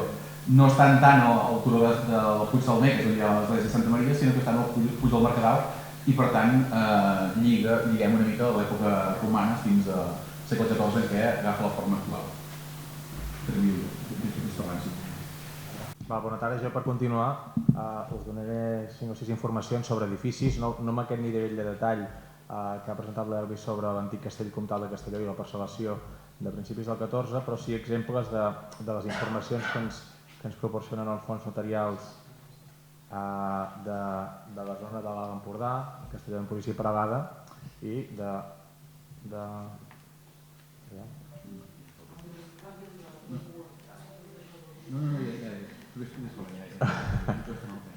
en primer lloc, per anar avançant, la importància d'aquests fons notarials de l'antiguitat i de la quantitat de volums. Estem parlant del segle XIII, finals del segle XIII, 1262, quan comencen els primers protocols castellonins, si bé podríem dir que sistemàticament és a partir de finals del XIII, i que coincideix amb això que comentava, de les possibilitats d'informacions en quant a obtenir informacions d'aquests fons notarials gràcies a la seva antiguitat i abundància. Estem parlant d'antiguitat que remunta a finals del segle XIII, que per molts de vosaltres, com comentava l'Elvis, no són temps tan recordats, però a nivell de fons notarials, tant a nivell català com europeu, realment són gairebé dels més tardans que tenim, dels més antics vull dir, i també de l'abundància de volums, coincidint, repeteixo, en un moment en el qual hi ha, si comparem amb les darreres del 14, el 15 i 16, un sobreconsum notarial. Es passa pel notari per gran quantitat d'operacions que més tard no es fa, i a més hi ha una capacitat de síntesi molt important, la qual cosa fa que en poques pàgines trobis molta informació, en poca lectura trobis molta informació, i unes informacions que es poden ajudar a compensar, en el cas de Castelló de Peralada, les enormes pèrdues materials, és a dir, d'edificis importants que hem patit els darrers segles, i ajudar a situar també una mica les informacions fruit o resultat de les intervencions arqueològiques. Topem amb alguns problemes, com el tema de l'hominímia, quan hem de intentar sumar arbres genealògics familiars a aquestes qüestions, però bé, és un pro amb el que hem de conviure. Us parlaré d'informacions rellevants sobre temples parroquials de la zona de l'Empordà que apareixen en aquests fons notarials, tot i que són informacions que apareixen molt de tant en tant, doncs n'apareixen prous per poder refer algunes qüestions importants. Poso un exemple per començar sobre informacions de construccions de capelles, laterals, que parlen la majoria d'edificis gòtics, o altres elements litúrgics o no litúrgics d'aquests edificis. La pica baptismal de Castelló, per exemple, tenim el contracte que es va trobar fa pocs anys, la qual cosa ens permet gairebé amb tota seguretat afirmar que aquesta pica baptismal, que s'havia considerat romànica fins no fa gaire, perquè realment a nivell estilístic seria romànica, tot i que els més entesos ja veien alguns elements que situaven aquest romànic a finals del XII, a principis del segle XIII, i que ens confirmen l'artífex, l'autor, el moment exacte, els terminis d'entrega de l'obra que s'havia de fer a la mateixa església, els sous, és a dir, el salari que s'havia de pagar, etc. Són informacions que apareixen, repeteixo, molt de tant en tant, però que quan apareixen ens permeten posar data, posar autoria, posar preu a aquest tipus d'obres i amb això la capacitat de jutjar amb els màxims arguments possibles el que és el treball de la pedra a casa nostra a les darreries del període medieval. No es tracta moltes vegades de la qualitat dels artífecs, no es tracta del nivell, es tracta del pressupost. És una qüestió bàsica, els diners amb els quals es compta per tirar endavant les obres o fins i tot els gustos dels promotors o la voluntat que tinguessin de realitzar obres innovadores, obres importants. Posant un exemple de Paralada, també tenim documentació notarial de Paralada sobre la construcció d'aquesta església parroquial. No tenim llibres d'obres, com seria el cas de les catedrals, de la major part de catedrals, que més o menys es conserva algun llibre de finals de l'edat mitjana, però aquí sí que el notarial, sobretot llibres vinculats amb el que és la corporació municipal, perquè la corporació municipal es posa moltes vegades al davant, nomenant procuradors, buscant recursos quan fa falta d'aquestes obres parroquials, doncs ens apareixen molts d'aquests documents. I en aquest cas estem parlant d'una església gòtica de la qual tan sols conservem el campanar, però que amb les informacions d'aquestes esperes, d'aquestes pedres posades en el seu moment a l'espera de construir les naus laterals, a la part d'aquí, aquestes pedres de les naus laterals futures i aquestes d'aquí, de la gran volta de la nau central, ens permeten saber que és un dels projectes més ambiciosos del gòtic gironí i fins i tot català. És una obra que es fa a principis del XIV i la documentació, l'última sobretot, ens remet a un tal Pere Sacoma que va ser al cap de pocs anys mestre major de la catedral de Girona, un dels màxims especialistes a nivell local, podríem dir, pel que fa a la construcció de voltes de creueria, sobretot d'edificis més amples. Si suméssim, tant de bo apareguin d'aquí uns anys restes arqueològiques de l'antiga romànica, d'aquesta gòtica que es va començar a construir, però per motius que desconeixem no va tirar endavant, doncs podríem comptar amb totes les informacions, allò que dèiem, documentació, arqueologia i restes arquitectòniques per atrevir-nos a fer un aixecament amb molts arguments, penso jo, del que era aquest gran edifici parroquial. Documentació, arqueologia i en aquest cas també restes arquitectòniques. De fet, és el que hem de mirar de conjugar, quan és possible, aquestes dues disciplines, arqueologia, documentació i també comptar amb els historiadors de l'art. En alguns casos ens apareixen els contractes amb totes les clàusules, com és en el cas de la pica baptismal, és una de les capelles de Sant Joan de Déu. Tenim el contracte completament detallat i en aquest cas també amb les mesures, unes mesures a la cana de Peralada, també de Montpeller i que coincideixen, com no podia ser d'altra manera, amb el que tenim encara avui en dia. És un gòtic empordanès, un gòtic català, un gòtic molt senzill, si és que se'n pot dir així, però bé, les dades no fallen, podem posar data, autoria, etc. També ens apareixen alguns documents sobre la realitat jueva. Aquí els arqueòlegs sovint hi podeu dir bastant més que nosaltres, per tema de cementiri, tema de sinagogues. En el cas d'aquesta via és important que els llibres de jueus ens ens proporcionen moltes vendes de seients. De la mateixa manera que fins fa 4 dies passava en moltes esglésies parroquials, els jueus venien a les famílies més, la comunitat en conjunt venia a les famílies més riques alguns dels seients de la sinagoga. I com si fos una casa, com si fos qualsevol tipus de propietat del nucli de la vila, doncs ens diuen cap on mira el seient, qui té a l'esquerra, qui té a la dreta, qui té al darrere, i ens donen molts elements del que és la construcció de l'edifici per, a falta de la sinagoga, que en el cas de Castelló i Peralada és molt evident, tot i que conservem, ho sabem més ben dit, on estava situada, doncs ens permeten imaginar-ho. Juntament amb les vendes dels immobles del costat i alguna altra documentació, ja sigui episcopal, perquè per fer ampliacions es va requerir permís del bisbe o comtal per afectacions o actuacions semblants. Pel que fa als cementiris, podem, els documentalistes, ajudar a situar el seu emplaçament, saber quan hi ha ampliacions, quan hi ha fins i tot compres de cementiris, perquè els antics, els del segle X, XI o XII, havien quedat petits per fer front a l'augment de les comunitats jueves a principis del XIV, a finals del XIII fins i tot, doncs, i a partir d'aquesta situació després l'arqueologia anar a buscar amb totes les dificultats possibles. En el cas de Castelló s'ha intentat algunes vegades, sembla que topem amb un impediment que just on està situat hi ha una granja de vaques amb totes les dificultats que podeu imaginar, i en el cas de Peralada més o menys l'hem situat, però que jo sàpiga no s'han fet cap tipus d'intervenció, si bé, si no recordo malament, recordo haver escoltat alguna vegada que en el pati del Palau de Peralada havien aparegut restes òssies, i justament és allà, a les Coromines, en aquella part del terme de Peralada, on sembla que s'hi situava aquest cementiri jueu. Finalment també tenim informacions sobre les actuacions de les corporacions municipals, finals del 13, principis del 14, aquestes corporacions municipals que en un primer moment s'havien reunit, havien pres decisions, els edificis parroquials, conventuals, etc., comencen a aixecar els seus edificis, i en el cas de Castelló doncs, tenim un llibre d'obra sobre les actuacions que s'hi duen a terme a finals del 14. Perdó, ara m'he equivocat, això seria aquí, seria la casa del Consell de Castelló, i aquí sí, amb un estudi de mossèn Miquel Pujol ja fa una colla d'anys, inèdit, però estudi seu, doncs podem saber altra vegada els artífecs, els cònsols, els consellers, les autoritats que van emprendre aquesta obra, i realment doncs, per mi és la manera de poder viatjar en el temps, que en el fons és el que volem fer tots nosaltres, o com a mínim jo, doncs és quan tinc la sensació que soc més a prop, no? Que tinc l'obra, tinc la documentació i per tant em puc transportar cap enrere.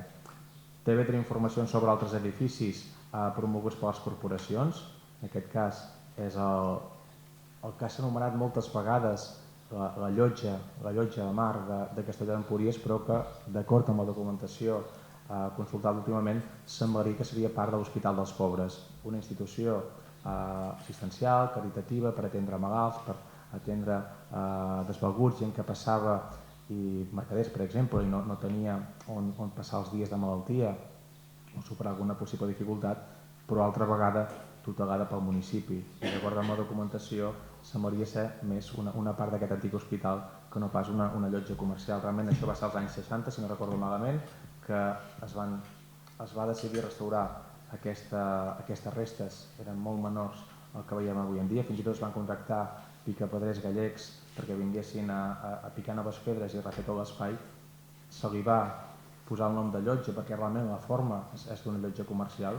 Fins i tot hi va haver un congrés fa uns 10-15 anys a Barcelona sobre llotges, vam parlar d'aquesta i alguns realment creien que era una llotja de comerç perquè té la forma, però que tingui la forma no vol dir que ho sigui, perquè les formes al capdavall arquitectòniques no són tan tancades per poder dir aquesta forma és això, aquesta és d'allò i aquella és d'una altra cosa. Una estança de l'Hospital dels Pobres a migdia per passar, encara que pugui semblar molt senzill, però les coses a vegades no són tan difícils, una llotja o un espai cobert per passar les estones dels malalts i que, d'acord amb la documentació, no el 100% perquè mai el tenim, moltes vegades però sí un 99% llarg, que això és una estança d'aquest equipament. I perdoneu que m'havia equivocat al posar les fotografies, però això és la meva intervenció una evidència bastant clara d'aquestes possibilitats i de la necessitat de jugar aquestes tres bandes, arqueòlegs, historiadors de l'art, perquè no sumem, sinó que multipliquem moltes vegades. Moltes gràcies.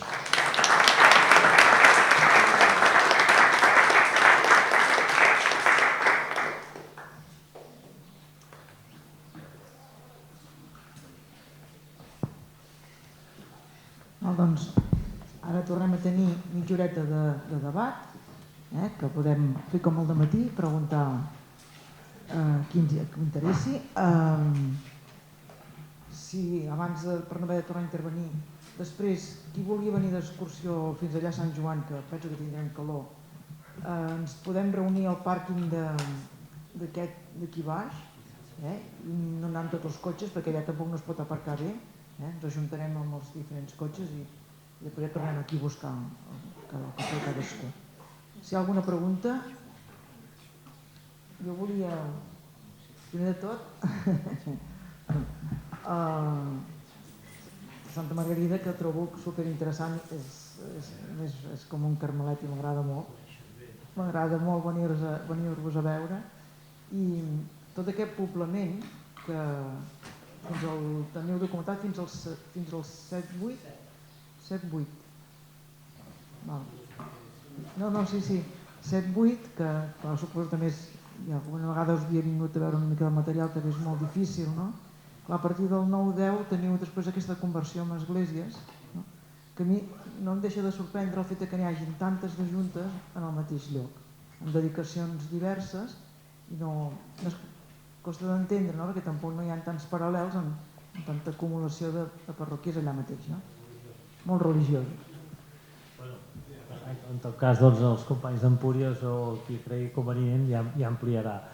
Segurament ens hem deixat moltes coses perquè era una presentació molt general, però ja em va bé una mica aquesta pregunta que fas ara, Anna Maria, perquè realment la fase potent, diguem, de l'hàbitat de Santa Margarida no sembla que vagi molt enllà fins a l'època medieval. Pel que ara sabem, i això també confirma, per exemple, les dades de la intervenció que es van fer als anys 90 a la zona de la carretera, que hi ha els conjunts molt ben publicats de tots els contextos, a les zones d'hàbitat allà on hi hem entrat, sembla que tindríem una fase constructiva que aniria a final del segle IV, començaments del segle V, i bàsicament hi ha un engrandiment de la zona d'hàbitat, pel que sembla, al segle VI i VII. Però també és veritat que moltes, per exemple, les estructures que hem ensenyat avui aquí, no sembla que vagin més enllà del segle VII. Les de l'hàbitat estic parlant, a la zona que ho hem tocat. Una cosa diferent, evidentment, és l'evolució, diguem-ne, cronològica de la zona central, on hi tindríem el baptisteri i les esglésies.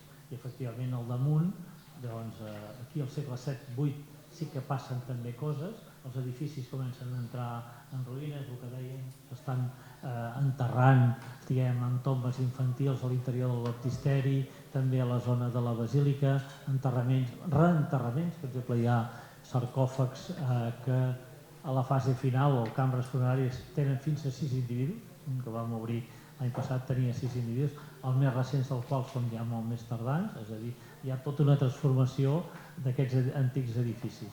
I és en posterioritat d'això, que nosaltres ho atribuïm, bàsicament seria un segle VIII, començaments del IX, que hi ha tota aquesta transformació, que al seu damunt, d'una banda del baptisteri s'hi construeix una altra església, que continua sent una església baptismal encara, amb la transformació, en aquest cas, de l'antiga piscina amb una pica, etc. I al damunt de l'absis i de la zona, diguem-ne, central de l'antiga basílica s'hi construeix una segona capella. Evidentment, suposo que seria un meló que podríem parlar molt, l'abundància, diguem-ne, de construccions religioses al territori d'Empúries. I ho estem veient precisament aquests dies. Ara estem excavant justament a la ciutat grega, on coneixíem l'existència d'una basílica. Ja fa anys vam intuir una segona construcció, una segona església, probablement més important que l'altra. Tindríem dues sobre la ciutat grega. En tenim dues més a Santa Margarida. No oblidem Santa Magdalena, que seria el mateix jaciment. No oblidem Sant Vicent, no oblidem Santa Reparada, etc. Un conjunt de moltes petites esglésies que haurem de veure. Algun dia haurem de fer una reflexió final de com interpretem tot això. No sé si aquí vol afegir alguna cosa. No, és cert, i a més moltes vegades aquestes advocacions són difícils de saber, perquè recordem que Santa Margarida va ser en el de la Sarta, en Joan de la Sarta, que va veure que es deia Santa Margarida 1 i 2 i sabem ara que és una Santa Magdalena. Per tant, hem d'anar buscant això. I, a més, l'epidèfia tardana d'Empúries ens està parlant d'una Santa Àurea, d'un Sant Esteve, protomàrtir, no ho oblidem, els primers, una Santa Màxima, i per tant tot això són esglésies que es fan segurament al voltant d'un personatge preeminent, senyalat, un personatge... I respecte a lo de Santa Margarida, ara sabem exactament aquesta extensió que té i els límits cap a la banda d'Aure, però deforma una mica la carretera actual. Ja vau veure, com vau veure vosaltres, que tota aquella part de vida encara s'estenia cap allà. És a dir, la carretera fa el que no havia de fer una carretera, que era mossegar la muntanya, passar-la pel baix, que és lògic. Per tant, tot allò ha arrasat una part d'aquest ambicidia, aquesta hàbitat. Per tant, la dimensió és potent. I aquesta proliferació d'elements religiosos és el que estan corrent en aquest moment. És un fet conegut. Volia punxar l'Elvis.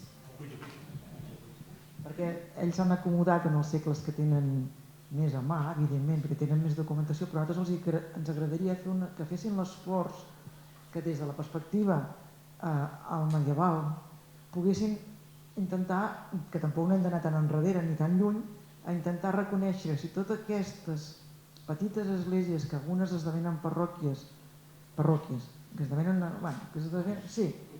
nuclis, que deuen tenir poder una població escrita, que deuen tenir un senyor que les controla, un senyor que deu controlar, que deu cobrar alguns, que ens servís una mica per anar enrere i nosaltres endavant, en un punt en comú per entendre aquest forat del mig que costa molt, no? I que no sabem que existeix. La població ens costa localitzar-la. A Vilau BTV s'acabó el 7, o principis del 8. Nosaltres a Castelló els hem trobat perquè s'enterren, però tampoc no sabem on viuen. Ens estan costant de trobar, costa molt de trobar, però que hem d'acabar de configurar una mica en mica aquest territori, la divisió d'aquest territori en preparròquies, o digue-li com vulguis, o parroquiaments del territori, en aquest context carolingi, que no sé si els francesos de la Catalunya del Nord també tindran coses a dir, perquè evidentment és un tema que l'han estudiat bé i que crec que podríem... L'Olivia ha marxat precisament, però que jo crec que hem d'acabar d'acostar uns als altres i anar enrere i anar endavant i acabar de dibuixar aquest segle VIII ditxós que costa tant i tant de definir, no? Hi ha un problema de contextos que coneixes molt bé, aquests contextos del segle VII que no tenim molt poques importacions i pel contrari tenim, probablement hi ha molts contextos d'aquests del VII que entren una mica al VIII però no som ara capaços d'acabar-los de definir molt bé. És un problema la datació a vegades d'aquest final, no sé. Jerome Torraga, que mai serà? Sí. I ja que t'anaves cap allà amb l'Elvis i companyia, i vull afegir una pregunta, perquè hem parlat això del Delma, no? I tot aquest tema del cobrament del Delma, com una cosa de les cases medievals, d'aquests elements, però casualment, o no casualment, justament d'aquestes famílies hi ha una part que controlen les cases religioses. Per exemple, el cas de qui parlava, de la casa forta aquella de Vallcornera, en aquest moment, el 14, surt un prior de Santa Maria d'Adó que controla un monestir que té unes dimensions importants. Per tant, suposo que hi ha una estratègia de les cases nobles també de controlar no només la part civil, sinó també la part religiosa. Per tant, d'alguna manera s'hi s'agafa tot. Jo anava també aquí perquè hi ha tota aquesta sèrie d'elits que no els coneixem. Hi ha una sèrie de senyors, uns prefeudals del territori, no només religiosos, sinó civils, que estan establerts. Per exemple, quan hem estat excavant a Puigrom, allà dalt pensem que és el lloc d'una residència d'algun personatge important que controla el territori. Hi ha una sèrie de senyors que no els sabem ni els sabem els noms i que alguna vegada es deixen anar amb algun document, però que evidentment aquests tenien un poder sobre el territori que aquests els hem de començar a analitzar una mica més a fons, no? I que són aquests els que deuen cobrar. Aquests són els que deuen cobrar. Pensa que hi ha molt pocs documents sobre el segle IX i, evidentment, documents del segle VIII ja no n'hi ha aquí. Per tant, és el problema de la connexió d'una cosa amb l'altra, evidentment. Clar, amb el tema del Delma es pot anar del 14 i anar a recular, però la majoria de parròquies, el cas de Bauxitges, que no hi ha res, fins a alguna notícia del segle X, i perquè al segle X hi ha la feina que s'ha fet de recollir tots els documents carolingis i així. Al segle XI hi ha més documents, però no sempre. Vull dir que a vegades, el cas de Vilabertran hi ha molts, però després en altres zones no n'hi ha. Vull dir que és molt desigual.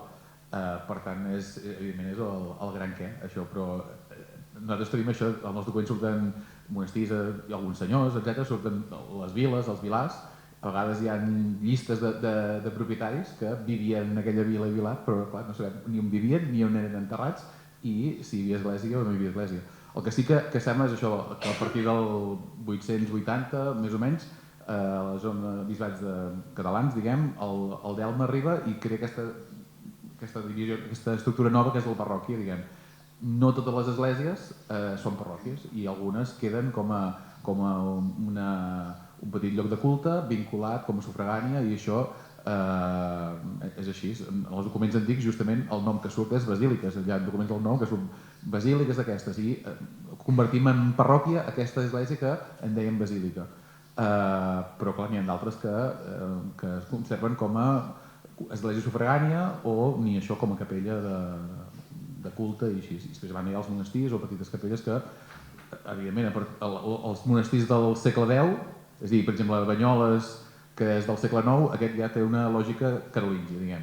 Però els que funden els comtes del segle X són de lògica comtal i al segle XI hi ha monestirs de lògica senyorial que fan servir els senyors per enterrar-s'hi, per col·locar gent de la família, etc. I per compartir rendes, evidentment, això sí.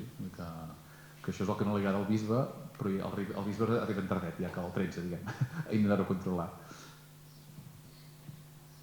Perquè també seria molt bonic saber que de totes aquestes cel·les, d'aquestes petites esglésies que ja en tenim referències al 8, perquè caram, unes acaben arribant al que arriben i altres es queden en simples esglésies que acaben sent sufragànies.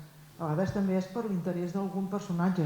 El cas exemplar seria Sant Pere de Roda, no? Que hi ha un senyor que decideix allà posar-hi els quartos i recol·locar, repoblar o refer o no repoblar, que és molt lleig, reorganitzar el territori, tornar-li a donar vida i tornar-li a treure un rendiment.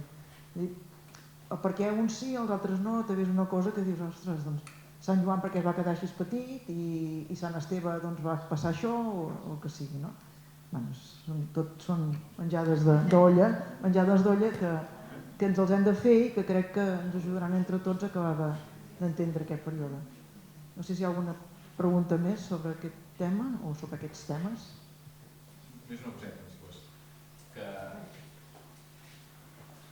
Que moltes vegades tenim, és a dir, ens agradaria fer una pregunta i contestar-la i tenir una resposta clara i segura per sempre, diguem, no? Però clar, la vida canvia molt ràpidament, és a dir, en un segle, nosaltres ho veiem de molt lluny i aquests segles medievals o romans i així, en un segle passen moltíssimes coses. Una casa es pot incendiar, una ciutat es pot incendiar i per tant sempre hi ha molts canvis que no els coneixem i per tant és a dir, és molt difícil que tinguem respostes per tot el que volem saber, diguem, no? Però en algun cas concret sí i després és intentar-ho, però vull dir que hem d'estar disposats també a entendre que el que deia en mi ara, diguem, no? Que la llotja de Castelló se'n diu llotja perquè algú se li cut, però diu, home, si els documents, és a dir, potser és una altra cosa, qualsevol cosa, una nova troballa ens replanteja, això els arqueòlegs esteu farts de trobar-vos, suposo, i els documentalistes també. No sé si hi ha alguna altra qüestió que... Per Vilalba, per exemple, alguna pregunta? Home, Vilalba també és molt interessant, no? Que a més és... Sí. En realitat, aquesta pervivència fins a finals del 7 o principis del 8, que llavors s'enturona la població, si això hagués quedat en un lloc ja més elevat i hagués quedat per allà a prop, segurament el poble, avui, medieval, es hagués fet allà mateix. Però aquest canvi, aquest tall va fer que es anés a Camós i allò es quedi abandonat. És a dir, a vegades és un tema de continuïtat i en aquest cas, aquesta fractura va motivar que una llarga pervivència que ve ja del 2 abans o 10 abans fins al segle VII o VIII quedi escapçada aquí. Són models que van variant i quan arriba el moment d'escollir el centre per crear el poble medieval, a partir de l'any 1000 o 1900, es canvia lloc per alguna circumstància i aquí s'abandona. Però podria ser perfectament continuista, això. En cas de Vilau,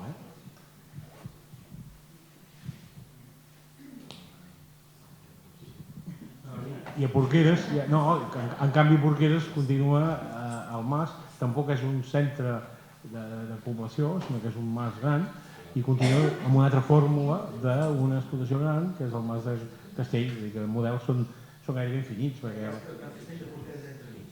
Sí. Que està durant 4 o 5 segles allà i després el mas se superposa al castell.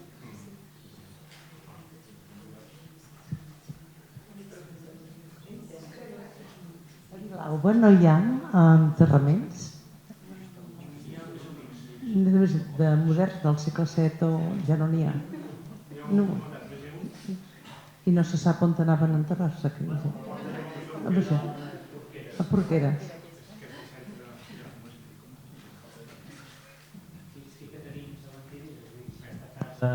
No l'hem explicat, evidentment, però tenim un cementiri que hem excavat associat a la Vila Romana, una altra possible localització d'un altre espai cementerial, i aquests vilatges no tots n'hi ha que tenen cementiris, n'hi ha que no.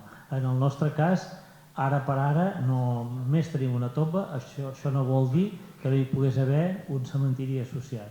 Però com que tenim aquesta proximitat amb Porqueres, també obrim aquesta possibilitat a nivell interpretatiu de que poguessin anar enterrats allà, allà tenim una basílica, etc. En aquest cas. I a Vilalba no ho sembla.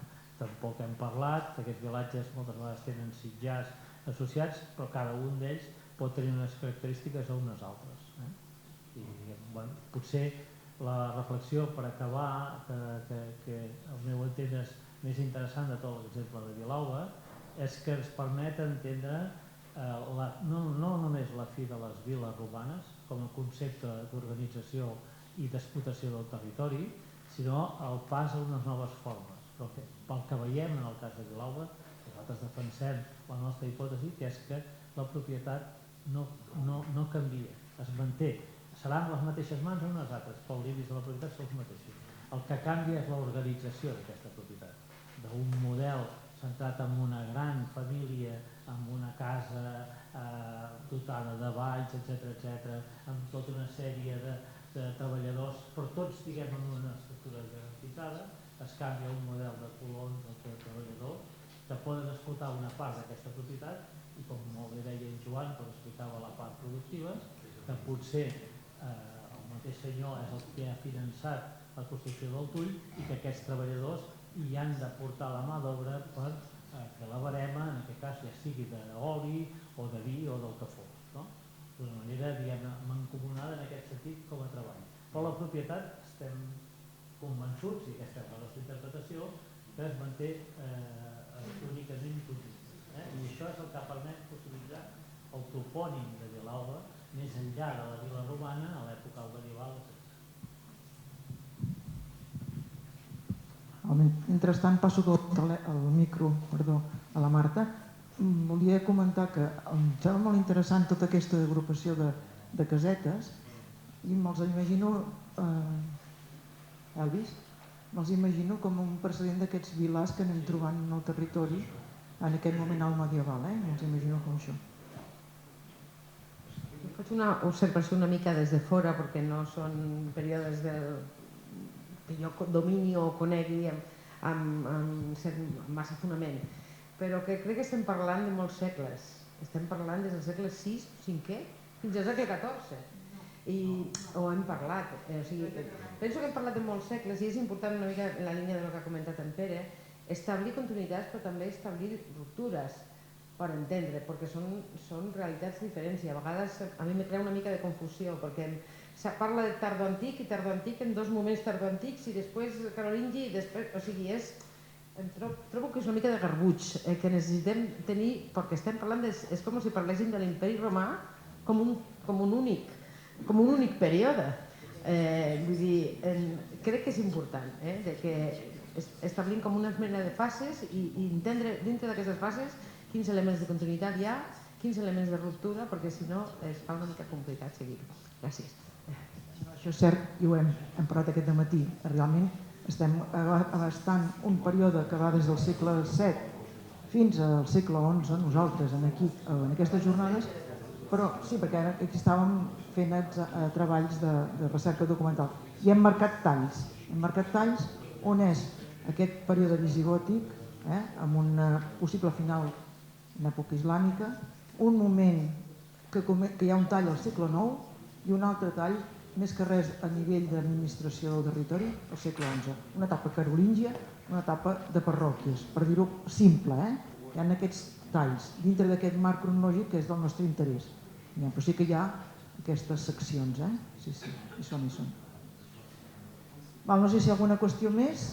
Jo crec que podríem ara anar recollint i, si us sembla, jo no sé ara quina hora és, 2:15, és el que havíem previst.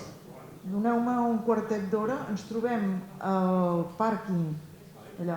Qui vulgui, després estem tots allà, si aparcats potser tots allà, ens ajuntem amb els cotxes, qui vulgui venir, i anem a Sant Joan. Si algú sap i si vol avançar i sap el camí, si no ens trobem allà i anem amb corrua per al camí més directe. I ja podem anar recollint. Vinga, moltes gràcies.